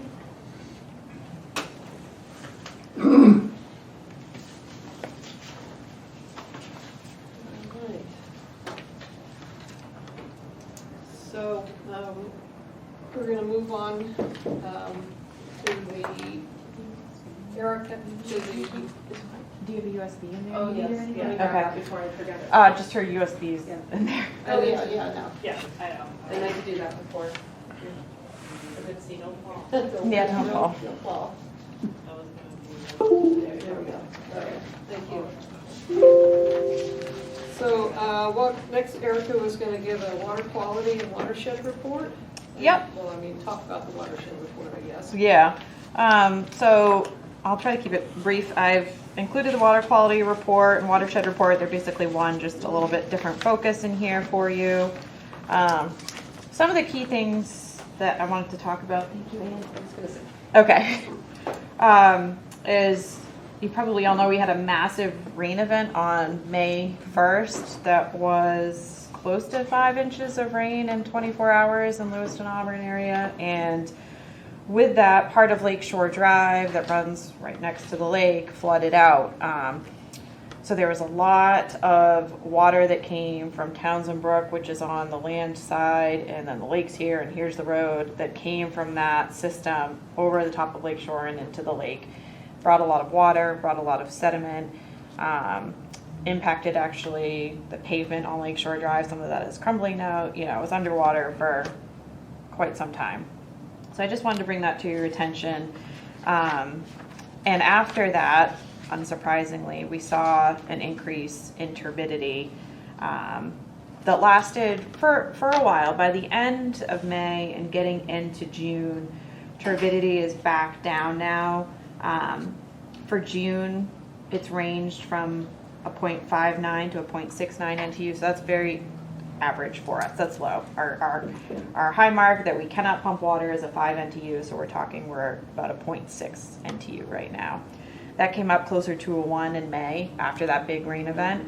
So that's come back down, and then there is a culvert that drains Townsend Brook to the lake on that stretch of Lakeshore Drive that flooded out. And so I've been talking to Maine DOT about that. It's in their work plan, but not for a couple of years. So there's a potential for a municipal partnership initiative, I think is what it is, the MPI project, where it could get done faster, but Auburn Water and Lewiston Water would have to contribute funds to that. It's typically a 50-50 split. So I don't know if that's doable, but I'm starting that conversation. And the state would have to approve that project under that program anyways. With that, it could get done next year, so it might be done sooner rather than just waiting on DOT's schedule. So that's kind of the purpose that it serves. We've started our in-lake sampling and tributary sampling, so we have some phosphorus data back. The state lab does our phosphorus testing, and they're about a month or a month and a half behind in getting us sample results. So something that we took in April, we're just starting to get back in May. So it's not an instantaneous picture, unfortunately. So far, what we have for phosphorus results in the lake is average. There's nothing glaring or outstanding. In the tributaries around that huge rain event of May 1st, we saw really, really high levels of phosphorus, which is to be expected because everything from the watershed is draining into the lake at that point. Sediment, nutrients, just all sorts of storm water is coming in. I'll be curious to see what it looks like after that storm event until now. I don't have those data yet, but just so you're aware, some of those readings are highlighted, and they're known spots that have been elevated in the past, so really nothing glaring with that either. So that's really like the status update for the lake. We are out sampling, nothing crazy going on with turbidity right now. Clarity is good. We'll also be looking at algae. Nothing crazy going on with that at the moment either. Erica, can that culvert be turned in as part of that storm event FEMA work? I know Kevin had mentioned that too. Is there FEMA money for that? I will find out. For the replacement? I know we put in one bridge that we had, but did you guys submit that for the EMA submittals? Yeah, you needed to submit that. We didn't as the Auburn Water District. The city of Auburn may have. Yeah. Yeah. Very quick question, water Yeah. quality. A couple weeks ago, Jonathan Labonte and I were flying over Lake Auburn, and we noticed what looked to be like, algae, but apparently it was just pollen, lots of pollen. How does that affect the water column? Were you gonna ask? I was gonna ask that. Oh, sorry. The pollen? That's all right. So that can impact turbidity, but we don't typically see it cause a big jump or anything like that. It's more like what's living and growing in the water column versus something like that that's a lot of times just sits on the top.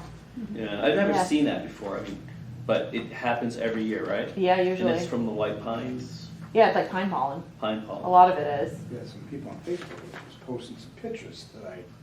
Oh, Facebook, just- yeah, I Yeah, believe it. that's Lake Auburn, it's just tons and Oh, tons wow. of it. I mean, Yeah. in several different places around the lake that I guess they were walking around. Oh, the yeah. lake, it And then was all the just- rain we got just washes it down. Yeah. Yeah, I had the same question about what.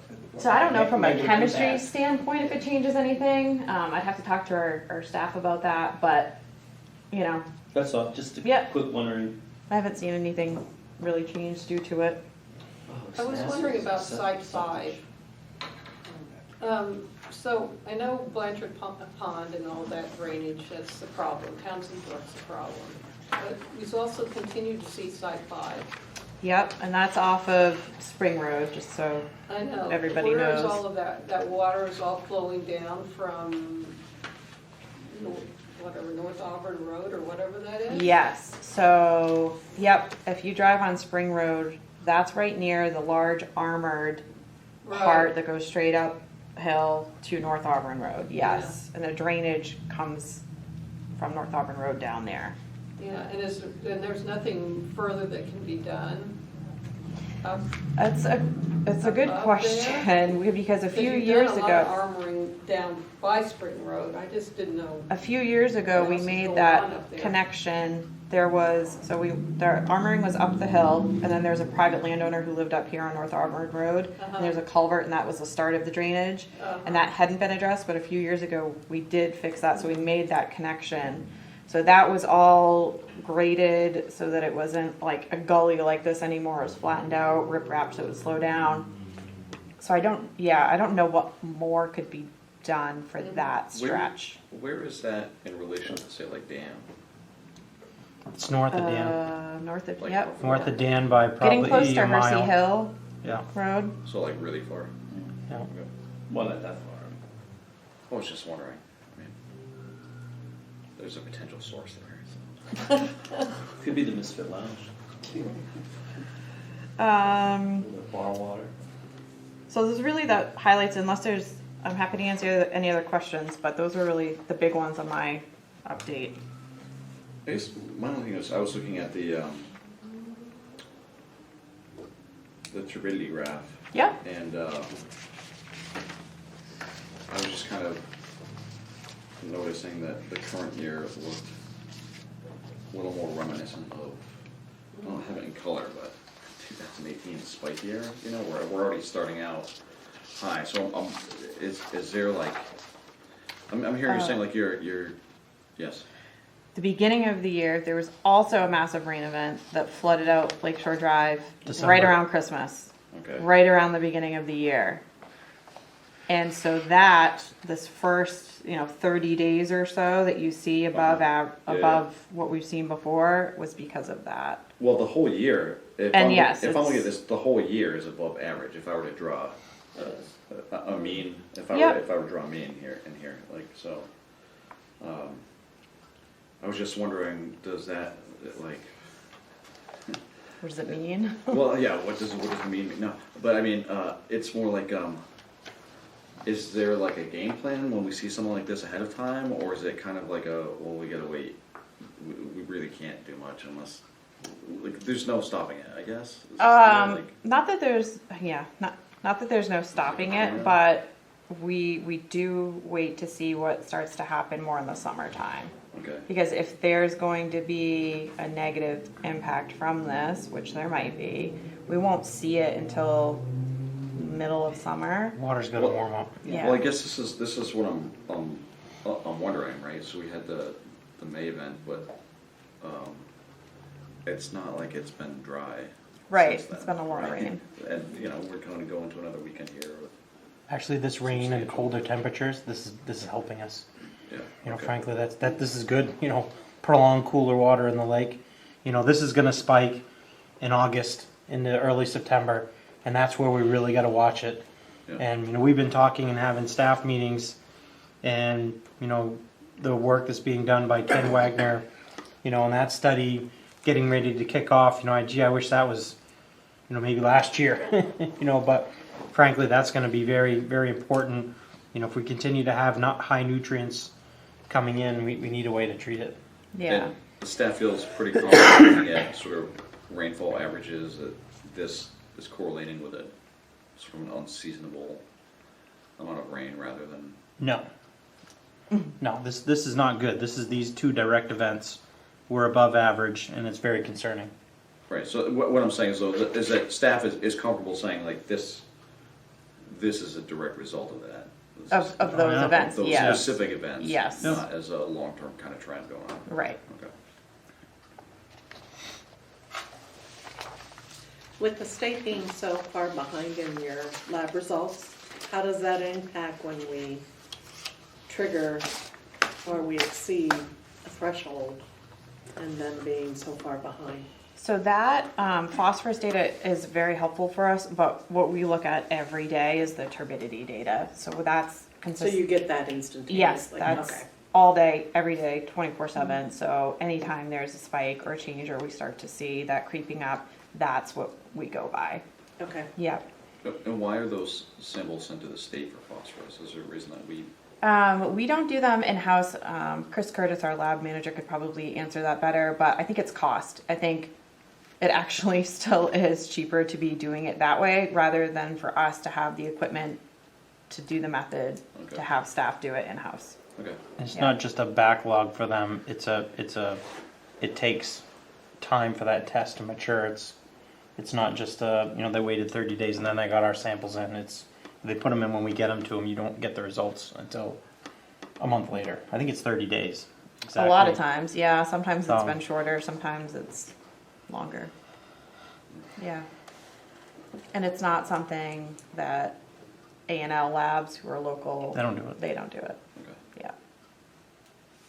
I was just gonna mention, I didn't see that got added to the agenda, but the issue that I brought to your attention. Yes. That should be noted, I think. Yep, that's in my report. I didn't have it as an agenda item, but I do have it in my report. So I don't know if you wanted to talk about it. I Or... can, yeah. So I was approached by a person who owns property on the backside of Little Wilson Pond in Turner. And they were concerned because it's apparently a retention pond, which I did not know was a retention pond. It was built up behind Little Wilson Pond. It was built approximately, I guess, 15 to 20 years ago, according to the landowner. And that Wilson Bluff subdivision. Yeah. Yeah, that's really... Which, if you go down Gershik Road, you climb, there's a high cliff that you have to climb up over the top. And so we actually hiked up to the retention pond. Yep. And it doesn't seem to be working properly. The retention pond is kind of a reservoir that was built that has, when the water gets to a certain level, it goes through this culvert. There's absolutely nothing coming through the culvert. There's a huge stream that was running right down over the hill, right into Little Wilson. And that water in the retention pond looked very murky and really... Just a lot of erosion going on. Yeah, and there's a bunch of rocks that had been put in, on the back side of that retention, on the front side of the retention. So obviously that water must be coming through all those rocks. But I mean, there's a pretty steady stream that's going, and it's a pretty steep pitch. So I actually took a bunch of pictures, which I sent to Erica, but it's running right into Little Wilson Pond. So again, the concern is how that's impacting the water quality of Little Wilson Pond. And I guess apparently they ice fish regularly, I guess, in the winter. I guess this past winter, they didn't see any fish when they were fishing. So the concern was a potential increase in phosphorus levels, which may be having an impact on fish potentially. I don't know, but again, I know that maybe jumping conclusions here. But either way, I thought that she was concerned. Reached out to me, and so I certainly want to make sure I brought that information back to our commission, because certainly we need to figure out whether that's something we need to, make decisions around. Is that public land, we could do a site visit? So... Some of it's public, and some of it's private. Right. Yep. So I did go look at the site. Yeah. So if you drive down, I think you could publicly access it. I mean, I do. It's kind of this offshoot. Including the property owner, there's a part of it that we walked on that wasn't her property, that was somebody else's Okay. potentially. Part of it, a lot of it was on her property, but at some point I think we may have gone onto somebody else's property to get up to the retention pond. Okay, because I came from the Wilson Bluff cul-de-sac, and there's an offshoot road, and you can drive. It's just an access road to that detention pond. You can drive down in there, so I think it's fine if we go down in there. Yeah. So I saw what you were talking about, and that's an interesting spot for who's responsible for maintaining that, and I believe it's the developer of that original area. And I have no idea Who's- who built that. I don't know Yeah. if the town of Turner was involved in that. Yeah. You know, And I I've- don't know the answers to that question. Yeah, I think So, I've talked to, in the past, I've talked to the town of Turner, and I'm gonna call them again to find out if this needs maintenance, exactly who can get in there and do it. Who's responsible? Who's for responsible paying for it? Right, and I'm pretty sure it's the developer, who I can't remember their name, Jesse or something like that, but, State law requires you to have an association. homeowners association? Yes, so should it- I have a couple detention ponds now, and it's required to have an association. Okay, Still, the argument is who's responsible. Because the Yeah. argument is the municipality dropped their sand on my land, that their sand went into my culverts that damaged the detention pond. And you're supposed to have a yearly inspection of it, yep. and that's supposed I to know go. Kevin's mentioned this to me before too, I we've thought talked about that the site. Watershed was inspecting that. We have been doing. Yeah, I was gonna say. Cause I've been out to it a bunch, It's been out but, there and we were supposed to send the results back to Turner for Turner to act upon that. We had for several years. Okay. Yep. So is Turner not doing that?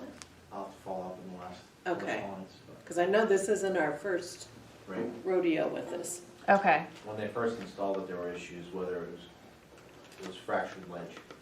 oh, So there was a whole issue with that. okay. So they did some corrections, but based on some of these things, Well, let me know, Al, or if you reach out to me, sure, I'd be happy to meet somebody from the town of Turner to walk them up there. Yeah. To look at it, so they can see that it's not really functioning. Yeah, it's not working properly, okay. So, let me know, keep me in the loop, I'm happy to help with that. Yep, and I'll see what we have historically for that site too. Well, and I guess like a follow-up question would be, it sounds like Turner's already been possibly put on notice about this issue. What, yeah, right, Kevin? Yeah, I I mean, believe so, So- years ago. I was gonna say, I'm dating myself here on this one. It was years ago. Yeah. So- Because it That's was, before I've been on that. Yeah, and Yeah. me too. Before I started working Before you had the here. first day. I know. I guess where I'm going with this is the interlocal is pretty clear that we're supposed to, it's part of our job Yeah. Yeah, enforce that. to enforce that, so kind of if. And Turner's depend- part of that interlocal. Yeah, and so I guess depending on whatever Who should happens be- there, So I guess the question is, who should be the one that should be reaching out to the town of Turner to discuss this? Oh, I will, Oh, so yeah. you're gonna spell it Yeah, out. I'm happy You're gonna have to. And they'll probably forward your subdivision plan, you know, they probably have a copy of it.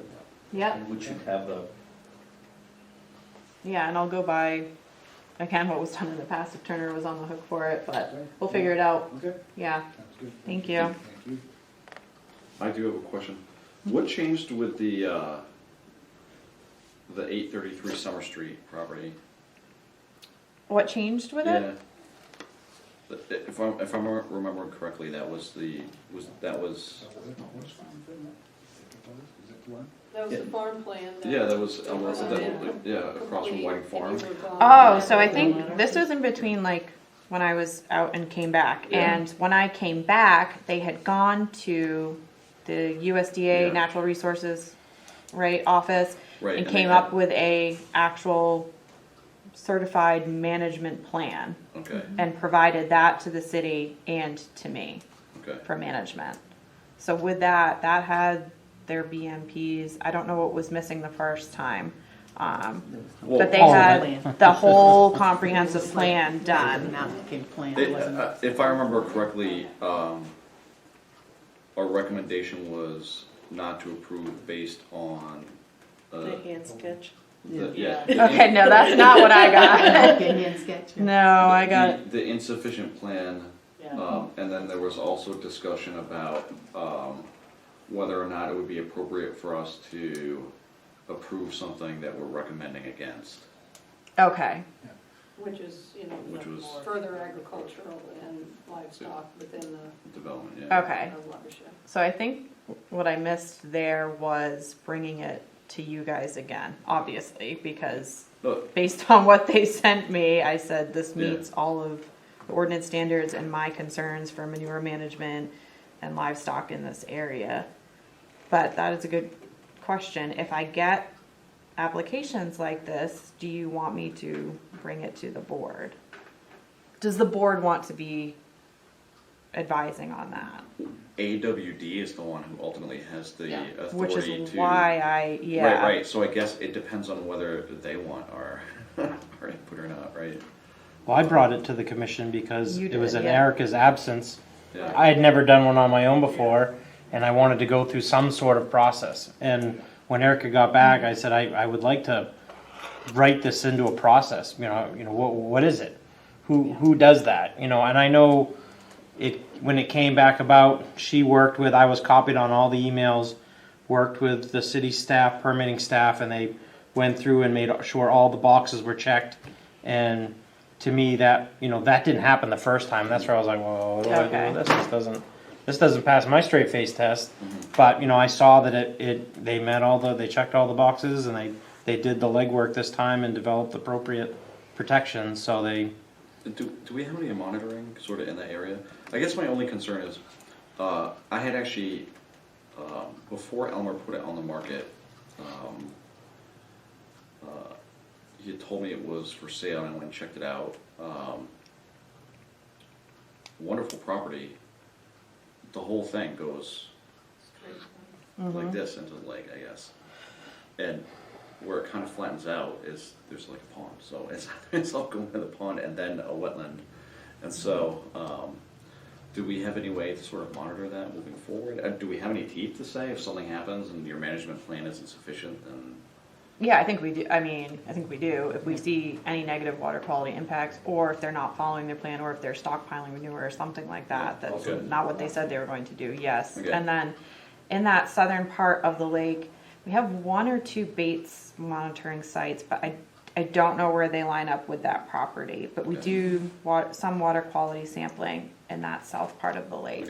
Okay. I just wonder, because it's in like level 1 protection. Yeah. Right? And so I would want us to continue to kind of check it out.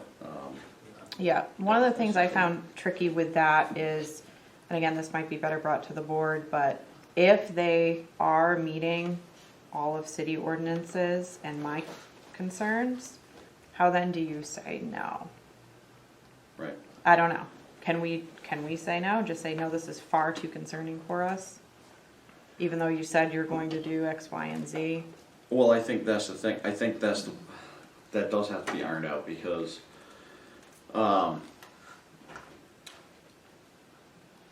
that is driven by city ordinance. Right. That gets bumped out to AWD. Right. But then, to my knowledge, AWD doesn't have any internal policy written. And that's what Mike was talking about. That's what we were talking about. What the criteria would be. But then I think in the absence, it would be like with us, in the absence of bylaws, we kind of go like, well, what do we think the intent is?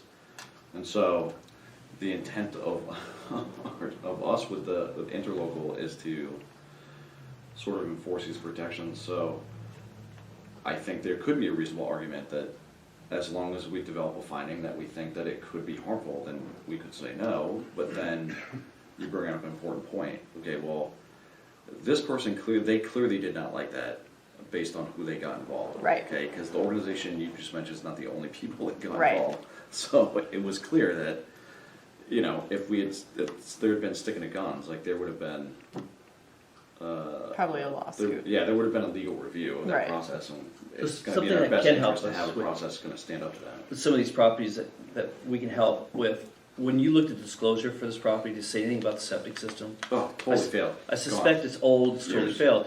The state requires, including the city of Auburn, I believe, because they follow state rules, we have the local restrictions. That would be first and foremost, is based on the fact that new owners, and I know they're working on a new ordinance that says when you have a real estate transfer, you will have your system inspected, and then plus every 5 years then after. But I would just have a conversation with these folks. They may need help with their septic system, they may need. They already They've already replaced it. They already replaced it? yeah. Okay, good. So that's done. They So- replaced it, and they went, if I remember correctly, they went a little bigger because there's some other things she wants to be able to do with the property. Again. So they're gonna like- meet the grandfather clause. Yeah, because their grandfather renounced, so they could do it, and I was like, well, great, like, Yeah, it's just, I think at that point, it's just up to LawPIC to do whatever we can to help it. yeah, so, With like, that's a maybe perfect mediation. case study for, Like the that Blanchard property. Pond study, right? You know, we can't tell that homeowner to close off that little murky pond, you know, and pump it all out and put in crushed rock or something. But we can pay for it and do that if we Right. find out it's a source of pollution Yeah. to the lake. So maybe future agenda item is, if we want to bring this up again, just how we're going to address farm Well, first applications question- like that. first Or Mike question and I is- can work on it and bring it forward. first question is, do we? Because there's nothing that requires us to look at them, Right. right? So that's like question number one, right? Just keep water testing off the coast, I guess. Yeah, call it off the coast. All right. It's not that big of a lake, man. I'm looking at the time. Yes. So I want to be sure we have time for public comment before we decide what we're going to do next. Yep. I just want to ask about an update for the watershed report. The comments went to CDM Smith, I assume. Not yet. I have comments from Camille, I have comments from Dan, and I have comments from Kevin. I just wanted to do a final ask. Anybody else have comments on that draft watershed management plan? And if not, I will send them out, and that will be ready for a final draft. Okay, great. Okay. Let's do that. Yep. All right. Thank you, Erica, for all of that information. Next is time for public comment. I see Steve Beal is here. Do you have any? I have a couple of quick questions that relate to back to the grand issue of the watershed boundary definition. Okay. There were a couple of references that I've seen in print and heard a couple of times here today about recent testing in the pit area. And I don't know exactly how recent those tests were or what they were comprised of. That's question one. Question two is that, I can and send Mike those to will him. correct me if I say something incorrect at this point.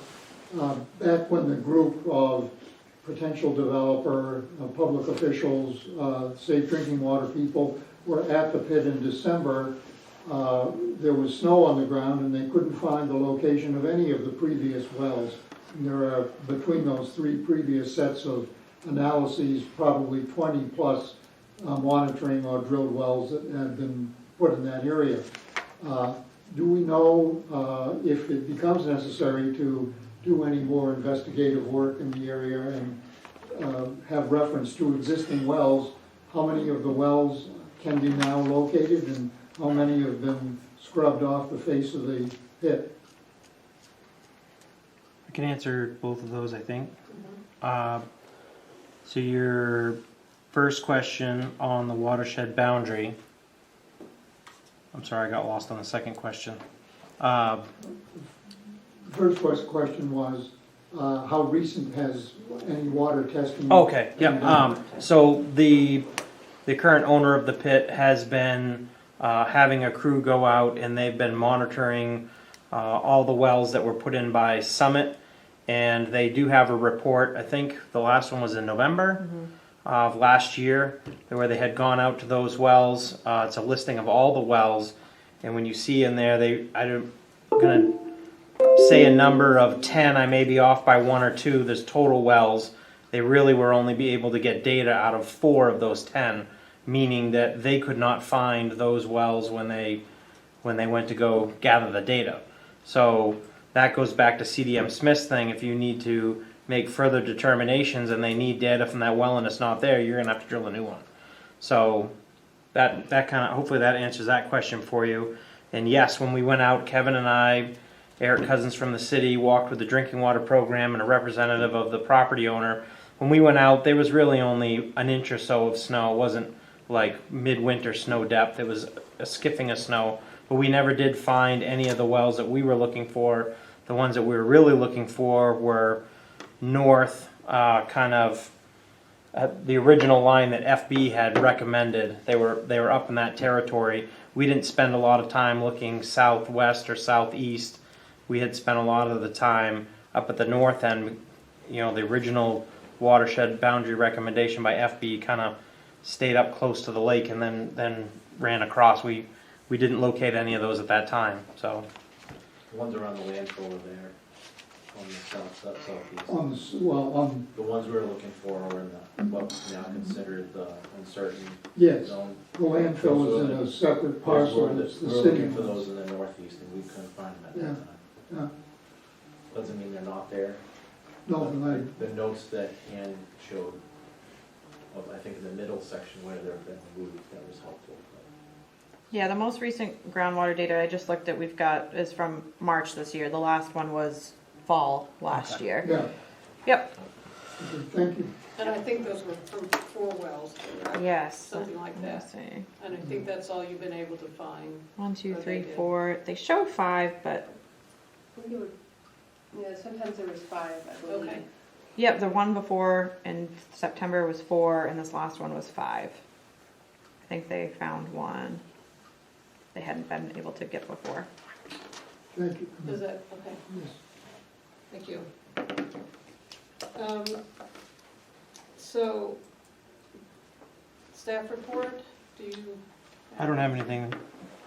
I'll try to keep this brief too. We did an interview for the education and outreach coordinator. We re-advertised it as a seasonal 40-hour a week. We had a really good applicant. I've sent an offer out. I'm waiting to hear back on that. Some of this legislation that I want to talk about. Is everybody familiar with LD 2003 that allows for the state to have more building availability in municipalities further than what they allow? So that came out last year, should go into effect July this year, and the concern there is that more housing could be allowed in the watershed. And so a new bill came out that originally had exceptions to that bill, saying certain sections for affordable housing, residential housing, and additional dwelling units. The first draft of this said these sections, it's listed, but these sections do not apply to a lot or portion of a lot that is within the watershed of a water source that has received a waiver from filtration as determined by the Department of Health and Human Services. That got amended in committee to say these sections do not apply to a lot or portion of a lot that is within the watershed of a water source that is located in the city of Lewiston or the city of Auburn, and that it is used to provide drinking water by a water utility. So that language, that was the. Whoops. Did you try again? Nope, I'm not Like talking. specifically, just there. Like, why would, just- and then you're gonna send that to the floor, like, that makes no sense. So, the most recent update on that, I talked to Senator Peggy Rotundo, who was a sponsor for this. So as amended, she said the bill was passed by the Senate and House last week. Yeah. Is that 1473? Yes, it is. Yeah. But hasn't come back to the Senate from the House for enactment. Since the bill was voted out of the committee unanimously, I don't anticipate any problems. I am confident that the governor will sign it as well. So we got word that both houses have enacted it and it's being sent to the governor. Okay, perfect, because that was the most recent that I had was Monday or Tuesday. This was as of 7:04 this morning. Thank you, okay. And LD 1706 also got approved, which extends, it adds another 6 months, so it's not gonna be effective July. I wondered that too. So it's gonna be January of 2024. Okay. So if you're on town meeting, form of government, then it will get extended to July 1st of 2024. So they can act, because town have to bring ordinance changes to town meeting, so. Can you say that again? So what is it January 1st for and then July for? The amended version of the bill provides municipalities with town council form of government with 6 extra months, so until January 1st. Okay. And town meeting form of government to July 1st, 2024 to come in compliance. What is Auburn? Is that? Oh, they were the Town city. government. They were Yeah. January. They're the January, Yeah, okay. It's town meeting form of government. Oh, okay. Those are your small. Those are the small, that's what I thought. Turner. Okay. Right, right. Okay. Yeah. God, I wish we had that. Okay. That's what I was A long meeting, wondering. but a Get it majority of over the with. small Pull the Band-Aid towns. off. So it did do the 6 months for, Okay, so that's the update. The city of Auburn and Lewiston are exempted from that. Originally, it was going to be all unfiltered drinking water supplies, and that was not supported as all, from all of those. That's Even so some of those- weird. that well, they some of wouldn't those want towns to didn't support want. it. They didn't want- Didn't want it. No, they didn't. Why ask why? And Whatever. one other thing is, at the Auburn City Council meeting on May 1st, during their workshop, there was this document, I handed it out, or it was passed out to everybody. This was discussed in workshop, so it wasn't, city council meeting open for public comment or anything, but it was videoed, and Camille, I think you were there, I was watching online. Yeah. So this packet was put together by Eric Cousins, Director of Planning, and it talks about really each of the ordinance changes or kind of other such changes that the city of Auburn has looked at or implemented regarding any sort of development in the watershed. So, let me see. And the first part of this, it said that these items would go to planning board in June, and they did not. I believe they will go to planning board in July. And I just included this because the commission is named in here several times.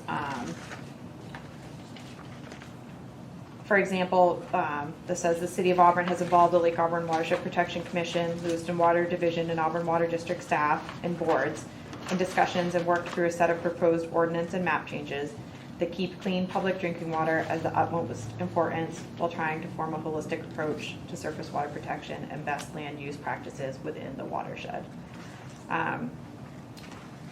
One of the key things in here, I think, is that they want to see the City of Auburn will be asking the Commission to take a more active role in ordinance-related permit reviews and compliance efforts, so the City of Auburn does not bear the burden of watershed protection efforts alone and ensures Lewiston and Auburn Water participate in watershed protection efforts driven by city ordinance.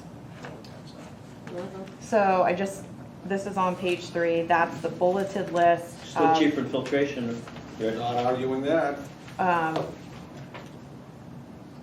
So I don't want to spend too much time on this, but I just do think it's important. The bulleted items here, city has updated zoning standards to encourage housing outside of Lake Auburn watershed. City has updated phosphorus control ordinance. The standards have to be met whenever development exceeds 200 square feet, which is really restrictive, which is helpful for us. 10 by 20. The city is considering updating subsurface wastewater standards, which we know. They're looking at requiring new systems to have 36 inches of separation. Talks more about the soils, again, wanting the commission to be more active. And looking at setbacks from the lake or tributary systems for septics. And another big one here, the city is considering changing the ag zone part of the watershed, which is 73% of the watershed, 1 to 3 acres. to a conservation and natural resource protection zone that would prohibit any new residential uses. It says if LD 2003 happens in July, this will significantly limit density of new dwellings. But with this other bill just going through, that's kind of We don't have to a worry moot about that point. now. Right.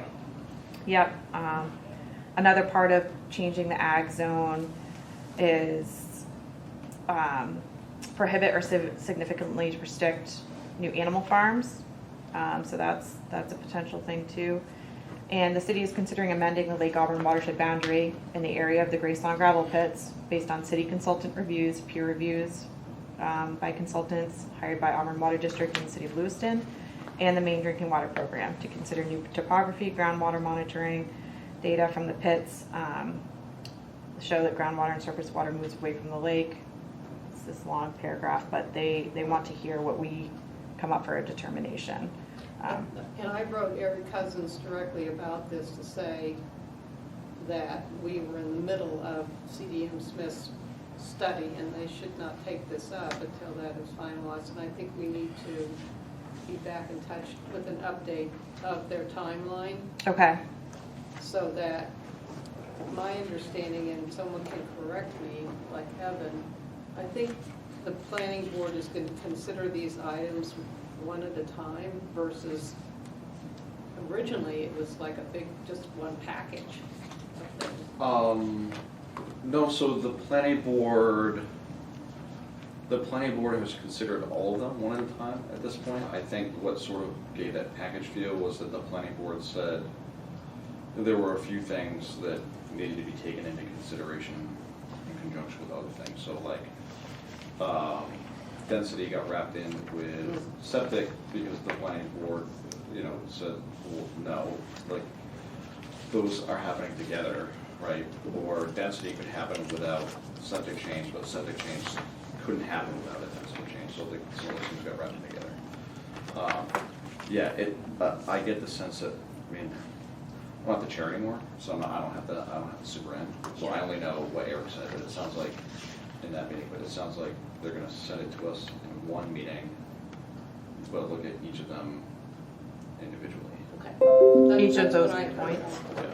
Yeah. Okay. So I do think just letting Eric know, Cousins know, our recent conversation and timeline. Yeah, because a lot of these things we've already considered and given a recommendation on, but for instance, we haven't given a recommendation specifically on the conservation district. We actually have there's a, what do they call it, plan review group. Plan review group tomorrow morning. So that's all of the departments within the city, and then Auburn Water, were invited to be part of that meeting, and Eric's usually there, so I can bring that up. Okay. Anything else on this? I just wanted to bring it to everybody's attention that it's probably going to start to be discussed at planning board in July. That's all I have for staff update. Mike can make a suggestion. Yes, you may. I have to leave regardless. I have another meeting that we postpone as much as we can, and we either have to start meeting more often than just what we're doing, or start the meeting at 3 o'clock instead of 3:30. Because there's another hour and a half of stuff right here to go over. And like most of us, we're all on different boards, and I have another meeting at 6 o'clock that I'm starting to run late for. So I really recommend that we do that. And one other note, Mr. Gatto talked about something in the executive session, but he has stated it publicly about a land swap with LawPac on some of the gravel pit for some of the lakeshore property. And I'd like to bring that topic back up. I think it's, for us to get lakeshore property in exchange for some of the gravel pit makes sense to me. At least I'd like to have more information on it. I have that for executive That's for session, if you can executive stick session. around. Okay, is that part of it? Yeah. Yes. Okay, so I'm in favor of that, but I gotta go. Okay. So Okay. yeah, it makes sense. Yeah. So that's what the executive session is. There's More to that, I'm sure. there's 3 different things. Do we have the ability to proxy a vote? It's not in our bylaws. It's not on my bylaws. We're just postponing till the next meeting, I proxy my vote but to you. Oh boy. proxy vote is allowed to the, so Rick will go this way. That's right. That's right. With that, just let me know, I think maybe we should meet in August instead of Yeah. waiting until So I'm thinking September. Yeah. early August, we'll have that July draft done, we could vote on that too, So, and then possibly starting the meetings at 3 o'clock instead of 3:30. I like that too. Yep. Just a Especially thought. if we have a I like think- today we had the presentation. Yeah. July is hard, but I think meeting in July would be preferable to waiting even till August, to be honest. A lot of people on vacation. Oh, and stuff. I know, I just,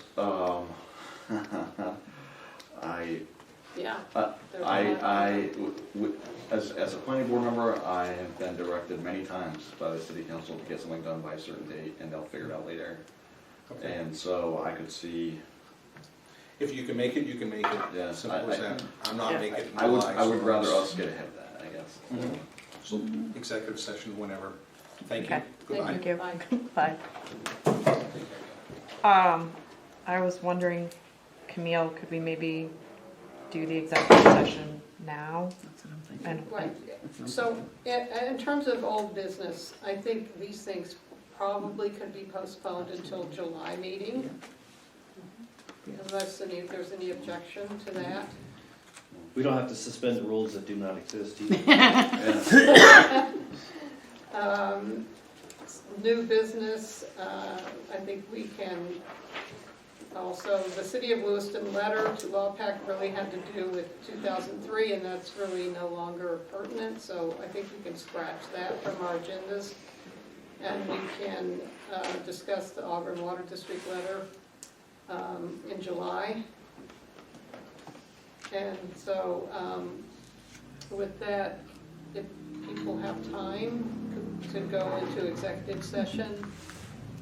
And I want to leave by 6 too. I'll put that out there. I'll make a motion to enter executive session regarding negotiation of potential land transactions according to 1 MSRA 4056C. Second. all those in favor? Unanimous? Thank you all for joining us. See you later, And thank Steve. you for Thank you, Ann. Oh, yeah, Camille, does it make sense on some of these, since we're not getting them, to move them up? All right, so, I'll make a motion to do the land swap for Gendron for parcel 1 and 2 in the easement to parcel A, but excluding the parcel B, with the covenants that the easement is included, that the fill only be used to restore the gravel pit. I think those were the only two things, right? and any other covenants. Yeah, I think those are the only two we talked about, so. is there a second? I'll second that. All right. Is there any discussion, further discussion? All right, so we have several proxy votes. So Wait, yeah, me too. raise double hands if you're proxy voting. No. All those in favor of the motion, This is the first. okay? Yeah. Yes. All those opposed? So unanimous for that. And then for the, do we need a motion for the Nope. second one? No, because Because we're we're not getting back to action. someone on that. Okay. Yep. Motion to adjourn. Oh, first, before we adjourn, we talked about meeting in July. Oh, yeah. Can we meet in July? It was proposed that we start at 3 o'clock. And I think we're meeting, was it the second or third Tuesday? I think it's the second Wednesday? Tuesday. Pardon? Third Wednesday. Second Wednesday Why did I say Tuesday?